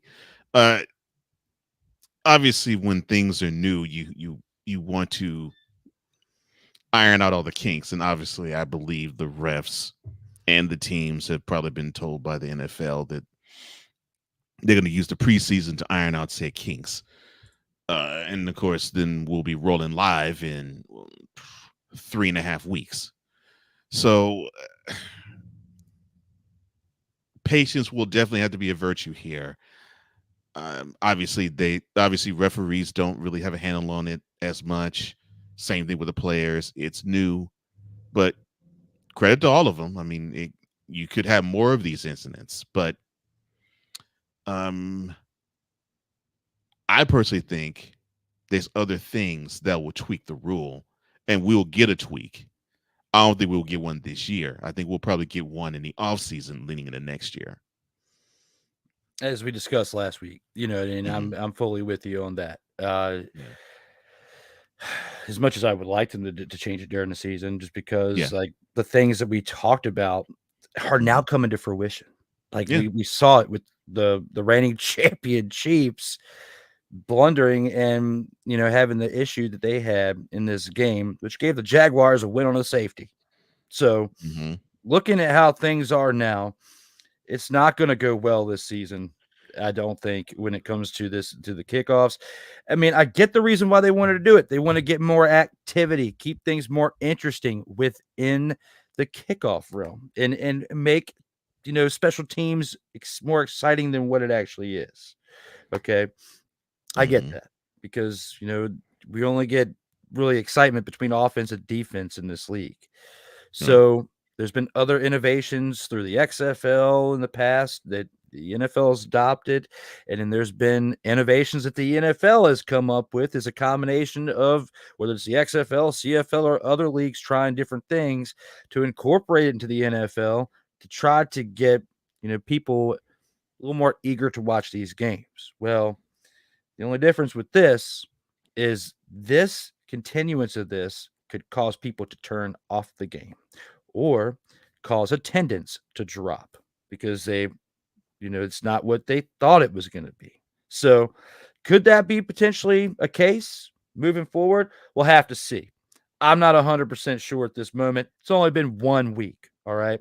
And, as much as we talked about it last week with our thoughts for if they would change it during the season or now after what we saw this week, if they could consider tweaking the rule or it will be a decisive factor. I'm with you on the fact that I don't think it's going to happen during the season.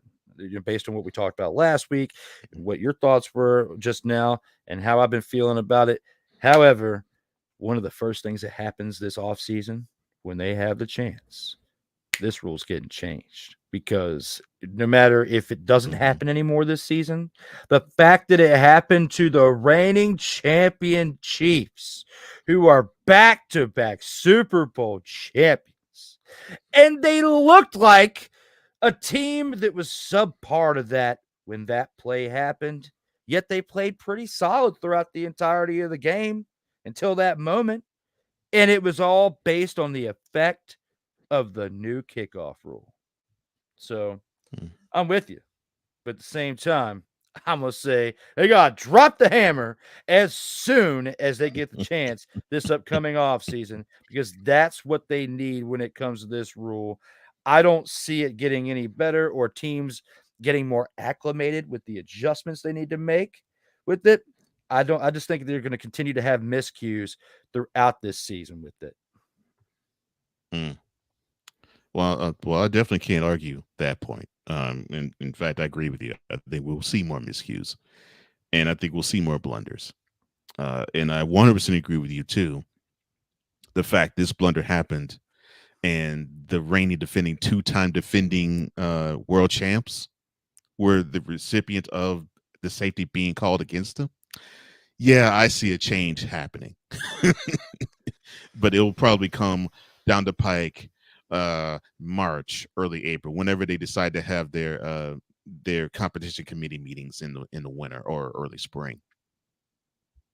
I'm with you on that too, and it's coming. It's like winter is coming, and it's coming for this rule. Hey, who's giving them the business?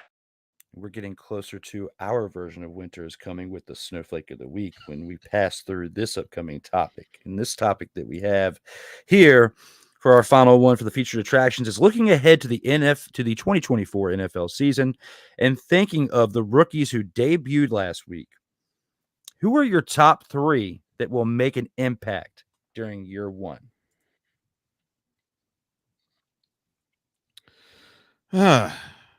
Okay, top 3 rookies that'll make an impact.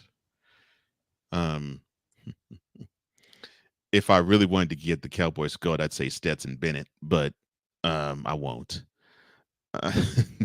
For those who don't know, led them to a come from behind victory with like 4 seconds to go in their game at SoFi this past weekend. But no, And he still threw like what 4 interceptions too. yeah, he threw 4 picks in the game as well. And he Right. still won the game. It's He bad. still won the game for him. That is bad. Let me see. Unfortunately, I do have to say Caleb Williams was still have an impact on the league this year. Hopefully it'll be good rather than bad, but obviously the scope is going to be on him. You know this. I see that he's going to be a difference maker, whether he throws for 4,000 yards this season or he stinks up the joint like unfortunately others in their rookie seasons have. But I think he's one of them that's going to be a difference maker. I'm trying to think of others that off the top of my brain will be the last one. I'll make you smile. But let me see. I want to think of one on defense that could actually make a difference.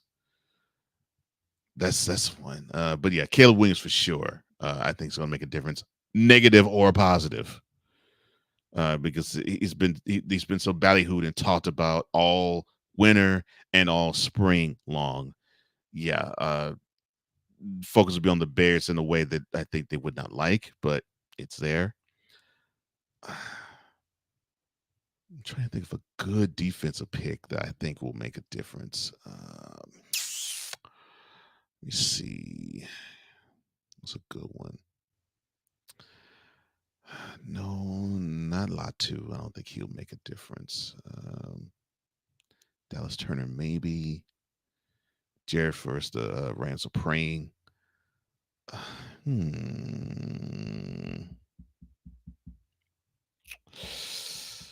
Dang. Looks like I'm gonna have to. Looks like it has to be all offense, and I really don't want it to be, but it's going to have to be. All right, so I mentioned him. I would just for kicks and giggles say Michael Penix Jr., but but I'm not going to do that to him. Let me see.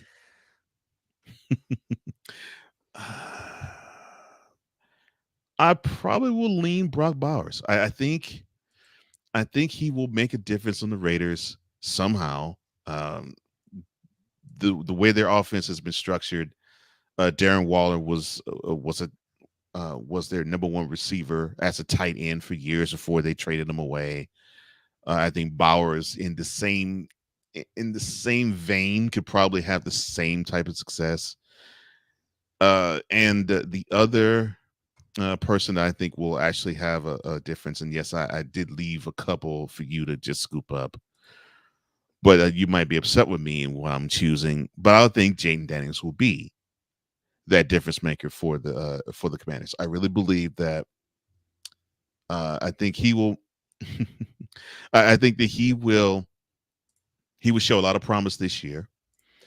Obviously, he will be tested because the Eagles defensively can just simply bring the house against them. The Giants defensively are still no joke, although maybe as a whole the team is not that great, but the defense is pretty good. And the Cowboys defense is very athletic. So he'll get tested in the division. But I think, seeing that he played in the SEC, I think he will have a lot of confidence going into these games and succeeding. So yeah, I'll say Caleb Williams, Jaden Daniels, and Brock Bowers. And you know that's not a bad choice for either one of those, or for either one of those picks that you have. You guys, with Houston, there's nobody, in my opinion, that you've drafted that is going to supersede those guys that you just mentioned. Okay, between Brock Bowers, between Jaden Daniels, between Caleb Williams. All right. And I like Caleb Williams and I like Jaden Daniels as well. Like I'm not going to sit here and say that, even Brock Bowers, like all those 3 picks were great. And it makes me feel good, kind of like how I was praising your team when we first started this show for your rookie then, and that being, your quarterback. You look at, what he's done.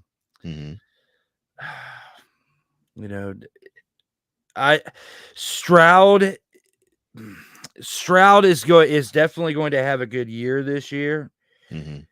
But I have a feeling that it's going to be either one of Jaden Daniels or Caleb Williams, and it's too close to call for me now. I have a feeling one of those two quarterbacks is going to light it up even better than what Stroud did last year. Now, that doesn't mean that the team's going to have complete success like the Houston Texans did, because we've seen it on several occasions where you have one rookie that completely balls out, but the rest of the team hurts the overall production, and they still can't, win. Okay. Cam Newton in 2011 is a prime example. Exactly. And you went right where I was going with it. So, but I got a feeling one of those two is going to ball out a little bit better than Stroud, but Stroud in the past two drafts is still going to be the one that has more overall success with his team and as a leader than what these two could. And I hope I'm wrong when it comes to Jaden Daniels and Washington, when it comes to what I just said. I'm not saying he's going to be bad. I just think it's going to take him a little bit more time to get fully acclimated with the team, as the team still needs a little bit more time to completely evolve and progress from where they once were. So I agree with that. As much as I love your choices, before I give mine, I wanted to lay that out, because I got 3 picks as well, and they're all 3 going to be different than who you chose. One of these players we didn't even see this past week. They didn't play, and many people who are fans of this team were actually upset that they didn't get to see him play, and that person is wide receiver Marvin Harrison Jr. For the Harrison Cardinals. That's who I purposely left out for you to pick. Thank you. So because I just have a feeling, is he going to be as great as his father was? It's only time will tell. Yeah. But I do think he is going to make an immediate impact for Kyler Duty, the man that we like to give his name of because he likes to play a lot of Call of Duty. All right. But I think that he is like the missing piece that they need to be a leader for their wide receiver core, to add other pieces in the next year or two to continue to evolve to where they have a 1A, a 1B, and a 1C. You got to, it's hard to do that now, especially with the way salary caps are. But I think Marvin Harrison Jr. is going to do something special over there in Arizona. That's my first rookie. My next one is one that was drafted in the 4th round. You didn't even see this coming, because that's what I like to do. I like to throw curveballs as a former baseball player, okay, to get you to think about what your next move is going to be. And that right here is the running back that was drafted by the Miami Dolphins, Jalen Wright. 4th round pick, but you got to look at what he did in this past game. And the reason why I'm getting hyped about what he did in this past game is there's not many people in the 4th round. You come in preseason, have 10 carries, had 55 yards and a touchdown. But how many teams are putting a 4th round pick in that kind of spotlight where he has that many touches? They believe in this kid. So if they're going to believe in this kid and they have the production that they had, and even though it's only preseason and it's a preseason win, you have to get excited about that if you're a fan of football. If you're a fan of establishing the run, you former offensive lineman, me as well, but I played both sides between that and defense. So, but you consistently offensive line. Right. Thinking about that, you have to get excited, because that means that if your offensive line does their job, you got a young running back who's only 21 years old, who you're going to have for at least a good 5 years. You keep him upright, you help him continue to elevate, he could be the next steal of this draft. Okay. Now, I know I'm getting pretty high on him right now with what I'm saying, but based on the tape of what you see, I didn't watch the game live, I'll admit, because NFL, it's a little tougher to watch all the games live. They're playing at way different times, and my work schedule this past week was absolutely ridiculous. I didn't get to watch every game, but I saw highlights to every game. In this game in particular, this kid stood out to me. No matter who you would have said for your top 3, this kid was going to be in my top 3 because of what I saw and the production out of him from this past week. The third one is very, very tough, and it was very, very tough for me to come up with this one. But I think I need to stick with my dog of the week. I think I need to stick with Bo Nix on this one. And if I catch daggers for this later from people, it won't be the first time that I've said something and somebody's come back to me saying you should have picked somebody else. You should have gone a different direction. You should have thought about someone else beforehand. Well, that's the beauty of this. Is my opinion, not yours. This is our show. So when it comes to my choice, I can say what I want. And what I'm saying here is Bo Nix. That's correct. What? Thank you. And I think because of his leadership and what he brought in that one game, we saw more production out of him than what we saw in a 2-year span with Russell Wilson. We saw more production out of him in this game alone, and I hope it's consistent. That's going to be what we'll have to judge about. But we saw more out of him than what we saw out of Drew Lock when he came in after the Peyton Manning era. So in my choice, I'm going with Bo Nix. I'm going with Marvin Harrison Jr. And then in the other case, I'm going with Jalen Wright as my wild card to round out my top 3. Your Jalen Wright pick, I'm loving, because this is a team that they want to push the ball down the field, but you have a guy in McDaniels who really wants to stress the run too. And what a better way to do that than to actually have someone. And of course, he came up under the Kyle Shanahan tree, where he, just like his father, will find diamonds in the rough and running backs in the 4th, 5th, 6th, and 7th rounds, if not free agency. So it looks like McDaniels is picking up from those learning processes, and he's operating in that way.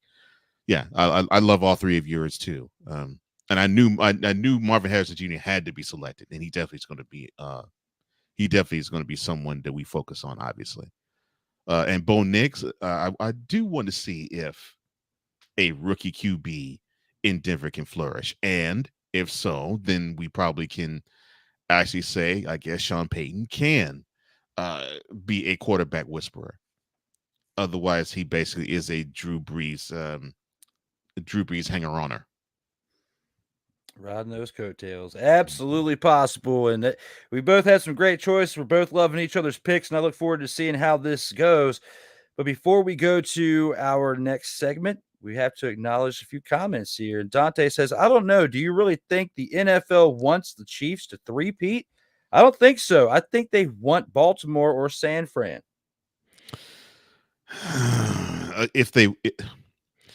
If they had the choice of picking a team to win, yes, I agree with you, Dante. But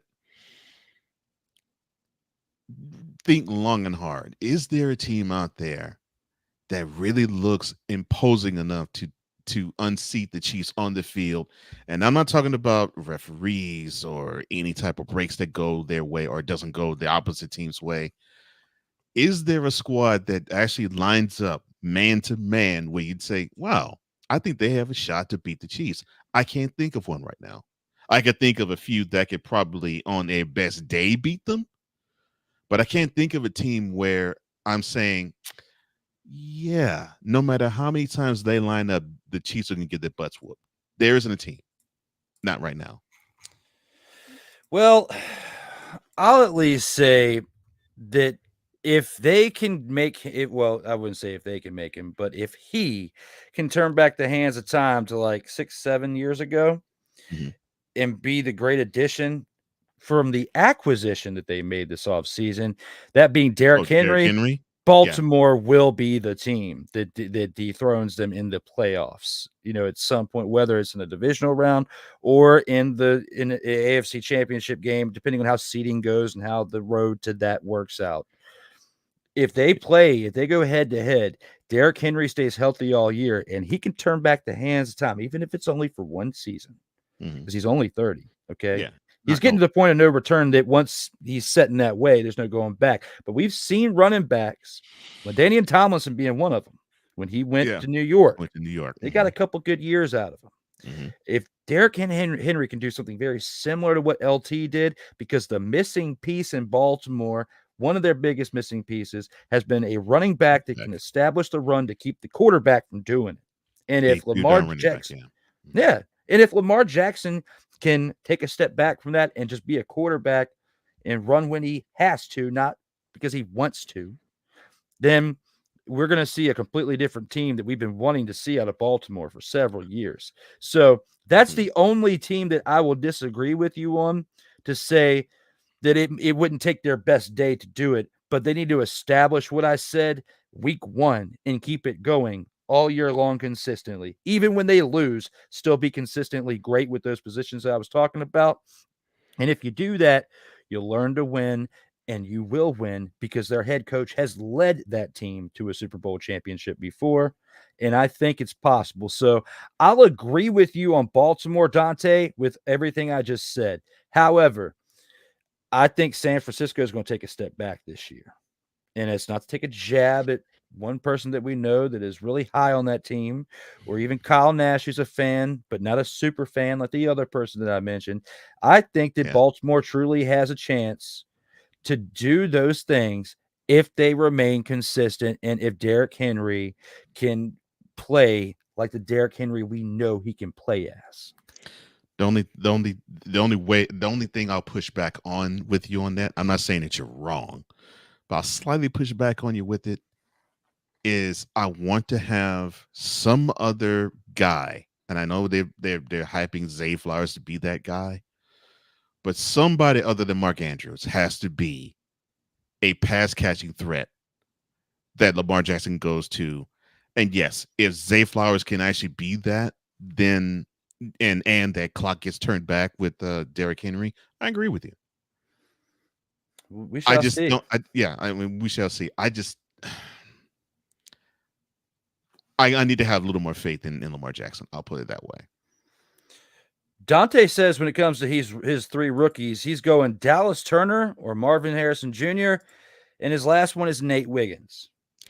Dallas Turner, I heard some hype about him. I was thinking about picking him, but I was like, I'm not sure yet. But yeah, I actually agree with your picks. Those are solid too. All 3 of them are. But Dallas Turner, to me, the most solid of all of them that you chose. Jumping on in to say what's up before Monarchs of Wrestling, our brother in broadcasting says, "What's goody?" Cole McCain is in the house. What's good there, brother? Glad to see you jump on in the comments section for us. Dante also says, it doesn't say Dante, always says Dante. What are we talking about? Says Cincinnati 3-1 and Baltimore.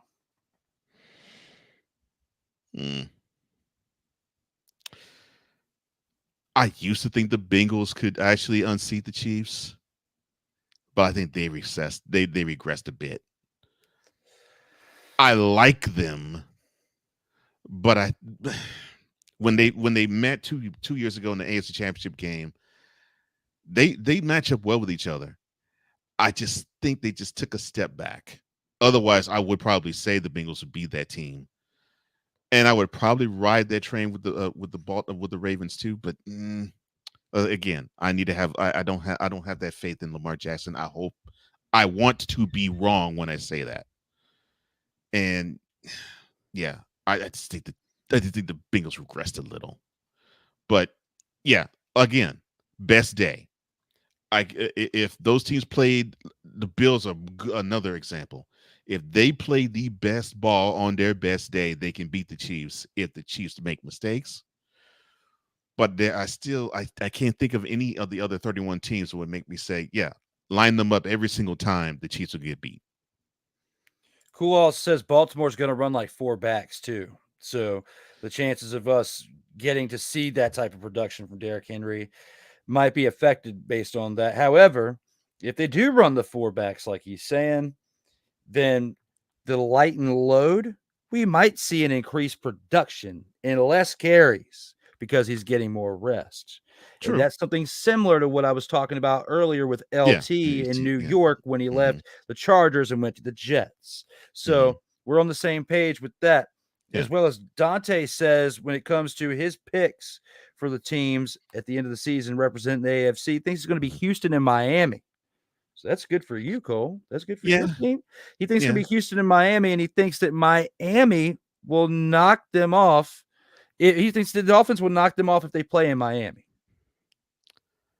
Now if they do, I think, yeah. I want to be I want to be rock solid in saying yes. I think the Texans will make that step and go to the AFC Championship game. I still think they have a couple of more lessons to learn until they get there. I'm not all the way sold with them yet to go that far. I do think they'll be the AFC South champs. I do think they'll probably even win a playoff game or two, but I'm not quite playoff game at least. But I'm not ready to put them in the AFC Championship game yet. Same with the Dolphins. I'm not ready to put them there yet either, because they can start off hot, but if they run into some cold weather, that offense will run just as cold as the weather in January. That's the only problem I have with the Dolphins. That's the only problem I have with them. And reverting back to the Ravens, Cool agrees with you. He likes Zay Flowers. So if they can establish the running game, with the 4 backs, like he was saying, that could possibly happen. If they can get the production that I was talking about out of Derrick Henry, even if it is with less carries, and they get the production out of Zay Flowers that they need to as a young man who's recently acquired this team, I think that Baltimore could be a team that could be pretty scary facing the Chiefs and could potentially knock the Chiefs off even on their best day. Because we saw flashes of the Chiefs, in their miscues last year, and even in their other year before that, before they started this back-to-back.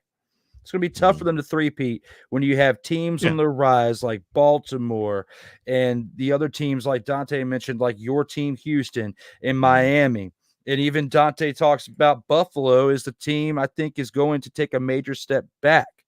And he says he loves your guys' opinions. I agree. Buffalo, and I agree with that too. Even though I throw them in the same sense as the other teams we were talking about is on the rise.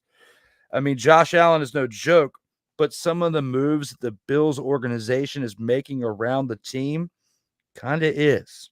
So thinking about that, we'll have to see how that goes. But I'm 100% with you on Houston, Miami, as well as Baltimore. I'll say this. Those teams, I think, are hungrier than the Chiefs. Because let's be honest, now the Chiefs are the Kings. They got to find a new way to have the hunger come back. And I think last year it was they actually retooled their offense on the fly. Now they have to do something different to throw a monkey wrench into what's the tendencies of this team now? Yeah, and considering what you're saying, you might be right from the standpoint of a team might get them. I just see too many yeah buts in all of those AFC contenders. I say yeah but in Houston, which is experience. I say yeah but in Miami, which is their offense will probably go south. I see a yeah but with Baltimore. I just think, unfortunately, they're the best candidate.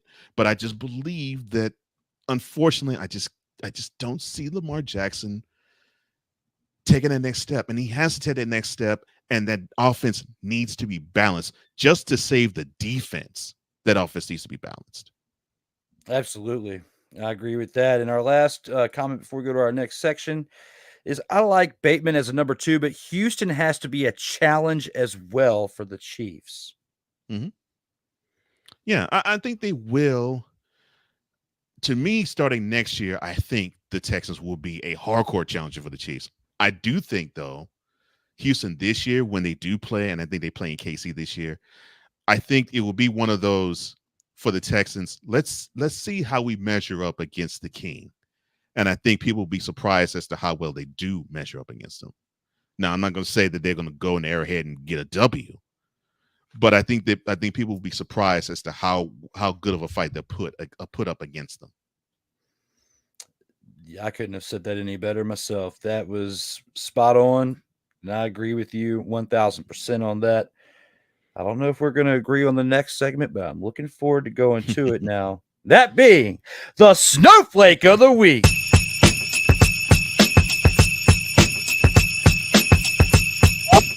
It's that time for the Snowflake of the Week, and starting it out is Kyle. Well, we may not agree with Snowflake of the Week, but it doesn't matter. I will say this. Bears fan, you were happy when you got the guy, and everything seemed to be all gravy, and you were throwing a ticker tape parade for this guy, and you were angry that he didn't get a chance to start in his rookie season, and then about a fourth of the way through the rookie season, he got a chance to start, and you realized that not only was he not prepared, but he was standing behind 5 300-pound turnstiles. And he's still behind 5 300-pound turnstiles before you let him go. And now we see him perform beautifully in preseason. Yes, right. Mr. Justin Fields, you, sir, are my Snowflake of the Week, because here you are. You are a seasoned pro now, and you still can't get the Senator quarterback exchange. How is that possible? How is it possible that you can botch not one, but 2 Senator quarterback exchanges? Now, I could say, well, yeah, this is your first game on the field with your new team. But you've been playing quarterback how long? And you're having the fundamental issue with getting the snap from the center? Now, problem. And yes, we already know that Russell Wilson is going to be the starter. We know that. But coming into the OTA portion of this offseason, people were saying that, well, the Steelers, they have a possible QB battle on their hands. Which one will they start? Well, it's not even a question. Come on, man. You got to get that situated. I mean, you can't have that many botches with the center to QB exchange. You can't do that, man. Not now. You're not a rookie. You're not in the second year. You're not even your third year. And God forbid if you get into the lineup and Wilson's hurt, and the Steelers coaching tree has to say, well, forget getting on the center. Basically, you're going to have to take snaps from the shotgun position all the time. Well, that basically will take away from what the Steelers want to do offensively. So that means that you and your days might be as a Steeler, they may be numbered. And I'm not praying for it. I'm not cheering for it. It's just that it's appalling that you still have issues getting a snap from the getting a snap from the center. Come on, man.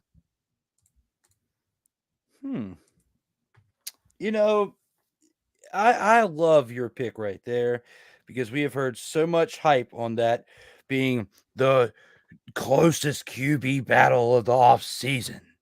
When it comes to there in Pittsburgh, it's the one you got to keep an eye on.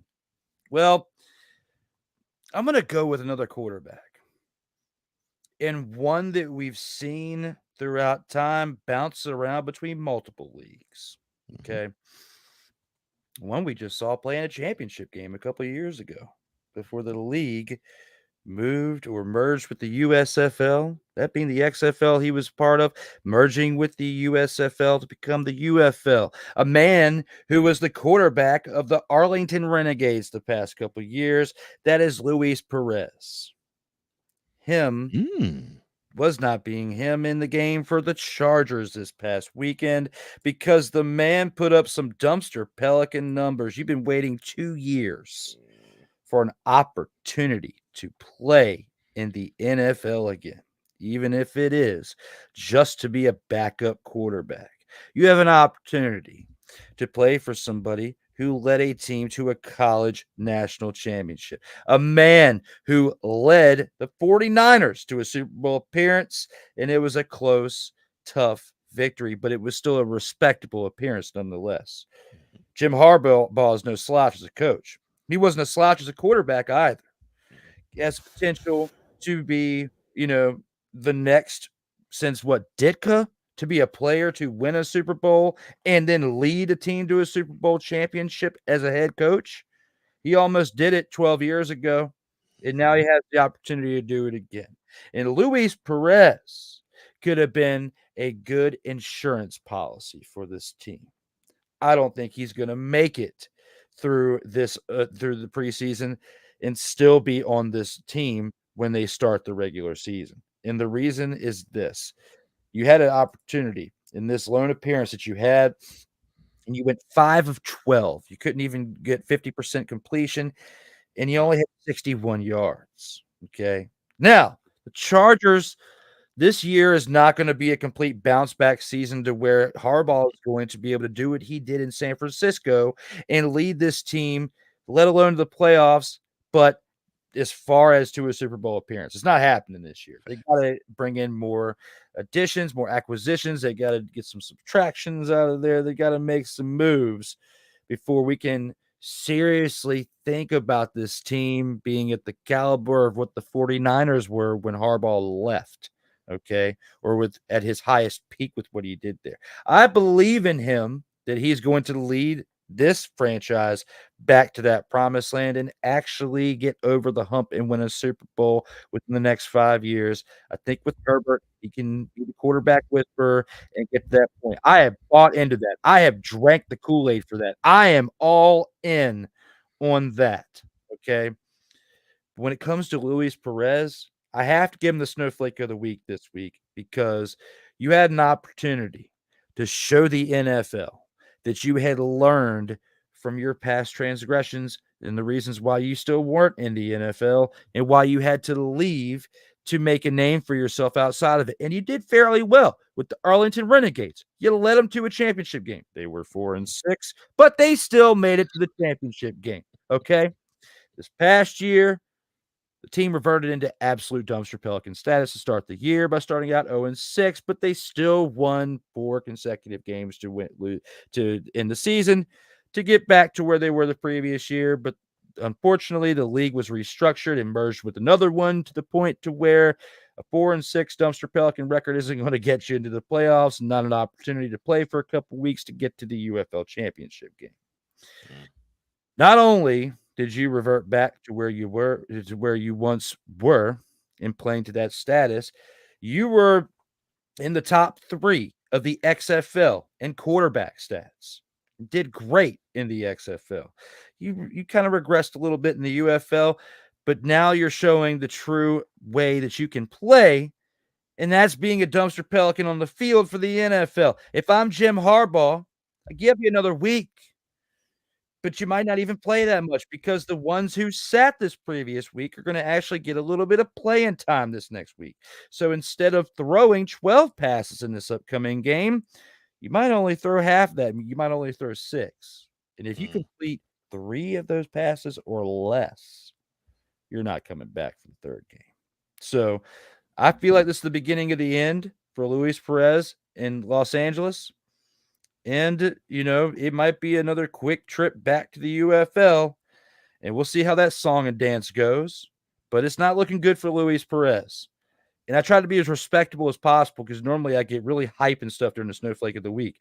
But I feel really bad for him because I actually was a Luis Perez fan, even though there's way too many Texas teams in the UFL now. I still liked what I saw out of Perez the previous year, leading the team to the championship game, and I had high hopes for him in 2024 spring season. But he let me down, and now he's letting me down again as a member of the Los Angeles Chargers. Wow. Well, I can't disagree with that pick at all. Wow. Poor fella. Poor fella. Well, hopefully he can get it straight, and obviously he'll be holding a clipboard if he does make it on the Chargers, but hopefully he could do better. because the way he wrote this, I got to read it. Okay. My snowball of the week Snowball. is Jerry Jones, the one you dubbed as Gerald. Mhm. That lamb price just keeps growing and growing and growing. And don't get me started with Micah Parsons. I'm trying not to pick him because I probably would find some way to pick him every single week. Otherwise, I would have gone with him because I did find it laughable that he had the nerve to opine when he wanted to take the tough stance with CeeDee Lamb, and Lamb's holding out saying Gerald, quote, "We miss you, buddy," close quote. No, really. I'm surprised. I didn't think you paid attention to the team. Goodness gracious.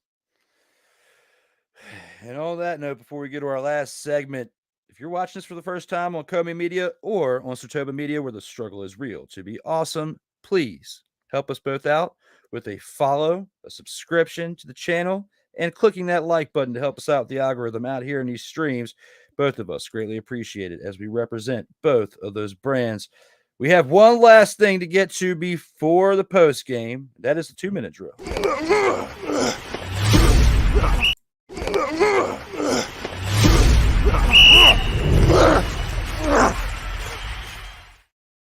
And here for the 2-minute drill, week 11 of the CFL. The bye goes to the Toronto Argonauts, who are 5-4. Thursday's game on 8:15 in a couple of days. Got to look at 9 p.m. Eastern time. The Ottawa Redblacks, who are now 5-2-1, travel to Calgary to take on the lackluster Calgary Stampeders, who are 4-5. Who wins this game and why, Cole?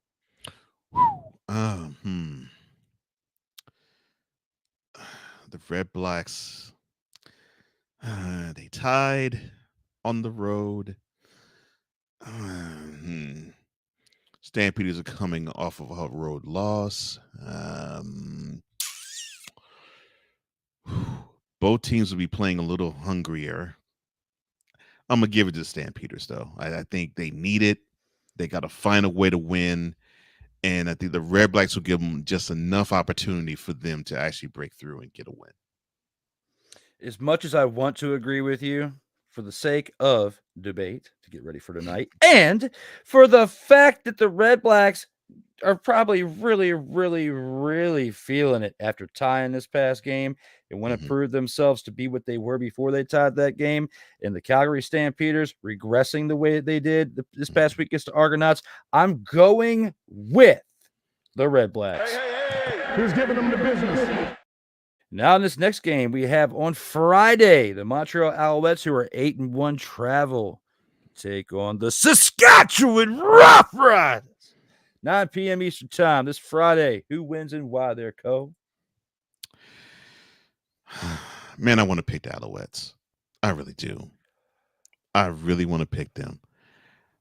I just think that they're due for an L, and I think they're due for an L against a team that needs to have a W, and a team that's talented enough to give them an L. And I think the Roughriders are physical and talented enough to give them an L.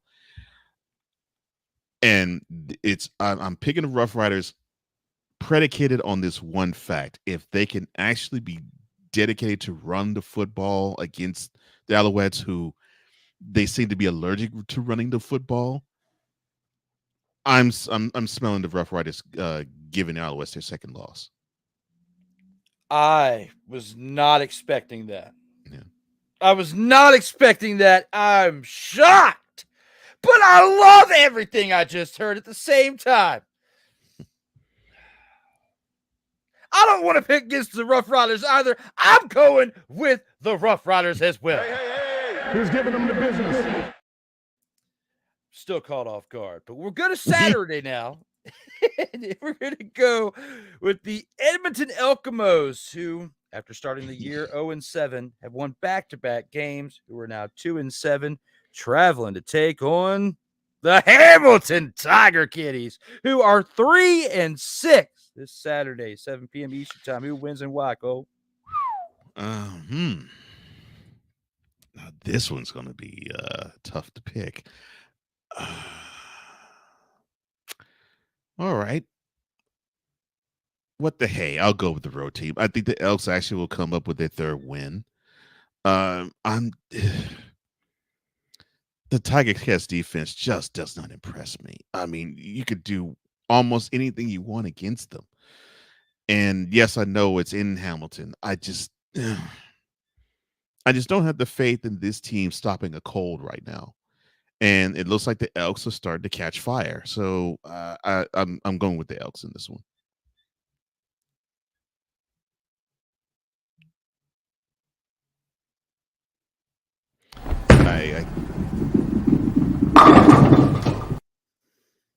What I said before I realized I was muted is no matter how you chalk it up, this game is going to be absolutely.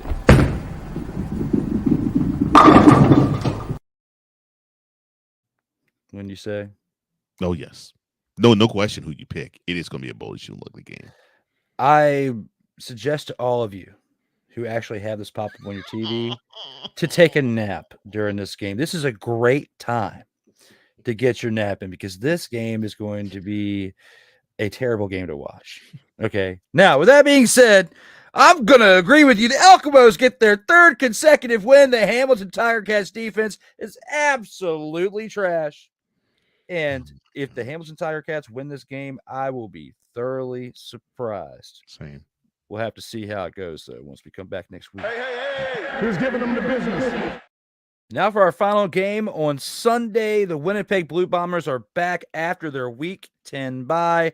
3-6, this team, the same record as the Hamilton Tiger Kitties, along the same level of them and the Alamos, but maybe slightly better, are playing a team that has regressed to their form, being the BC Lions, who are 5-4.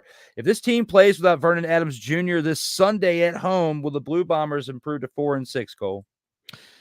If the Lions play without Vernon Adams Jr., yes, they will. I can see the Blue Bombers improving to 4-6 if that's the case. If Vernon Adams Jr. is back,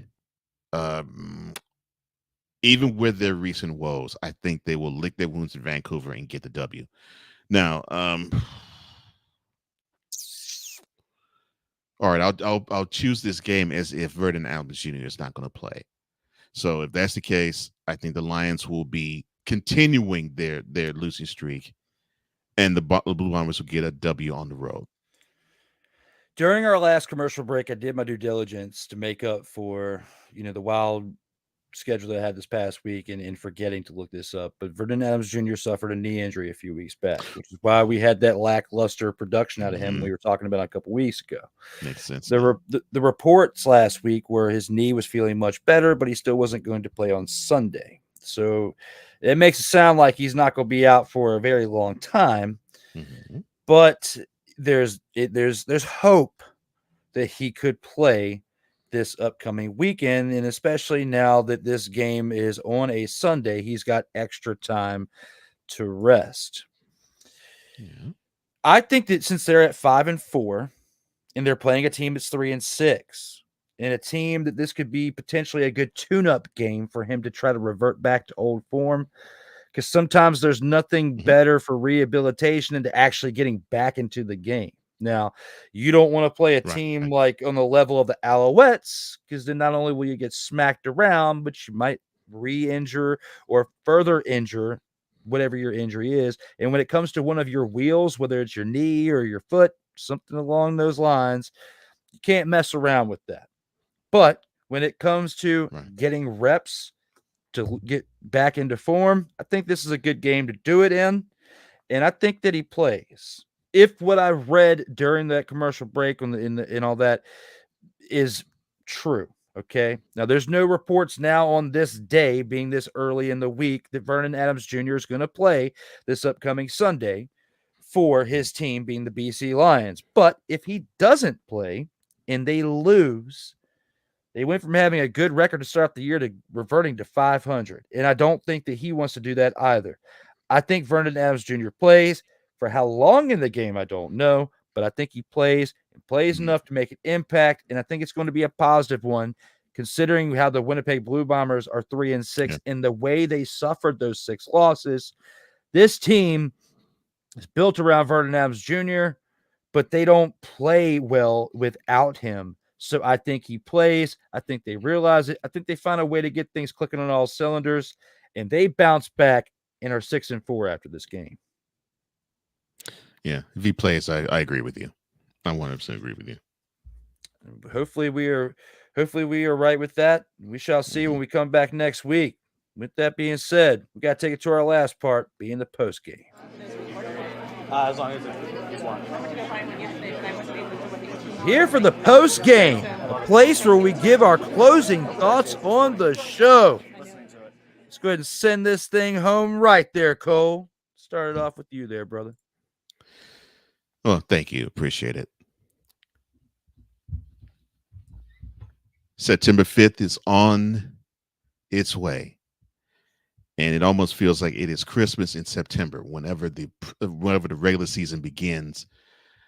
And the preseason gives us a good clue as to what we should expect in terms of NFL wide and in terms of our teams wide as to what to expect. Now, I could talk about my own team, or the team that I follow closest, all day, but I'm not going to do that. I could talk about the team I dislike the most because I live in the city and where they play all day. I'm not going to do that now either. What I am going to do is touch on just the play that I think we're seeing. I think we're seeing an elevated level of attention to offenses. We're seeing that offense is the way to go in terms of draft picks, in terms of momentum, in terms of advancement in playoffs. How much further you want to go in January and February. The de-emphasis on defense is a bit alarming, at least to me. And it's a bit alarming to me because you got to have that unit sustain you when your offense is stuck in the mud. And if you don't believe me, just look at how the Chiefs were last year. I mean, they were playing like hot garbage in December. Probably the second worst time to play like hot garbage. I mean, they just simply did not have it at all. They did not have the chemistry at all. They admitted it. And they gave us a Christmas Day stinker to the Raiders at home. And kudos to them. They realized that their bread is no longer strictly buttered toward Patrick Mahomes. They had to tweak, and they did. And they got a little more physical. They stopped taking as many shots down the field. And then they allowed their defense to take over. And if it wasn't for that side of the ball, we would not be talking about the Chiefs being back-to-back champs. So we have to pay attention to the fact that defense still does rule the day when it comes to being a serious contender.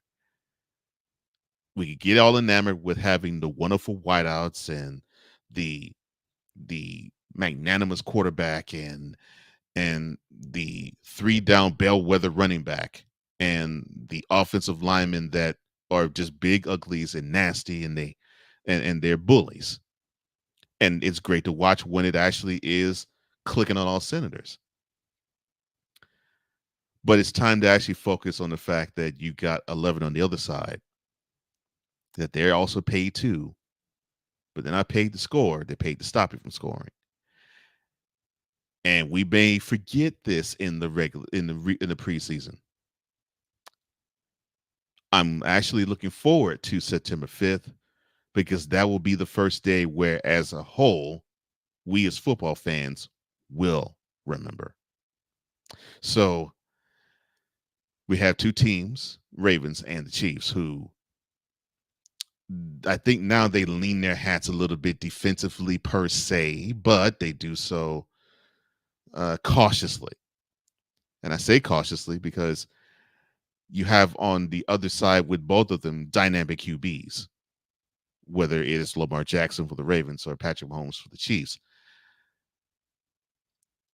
To me, I always look at how the season is going to be with that first game.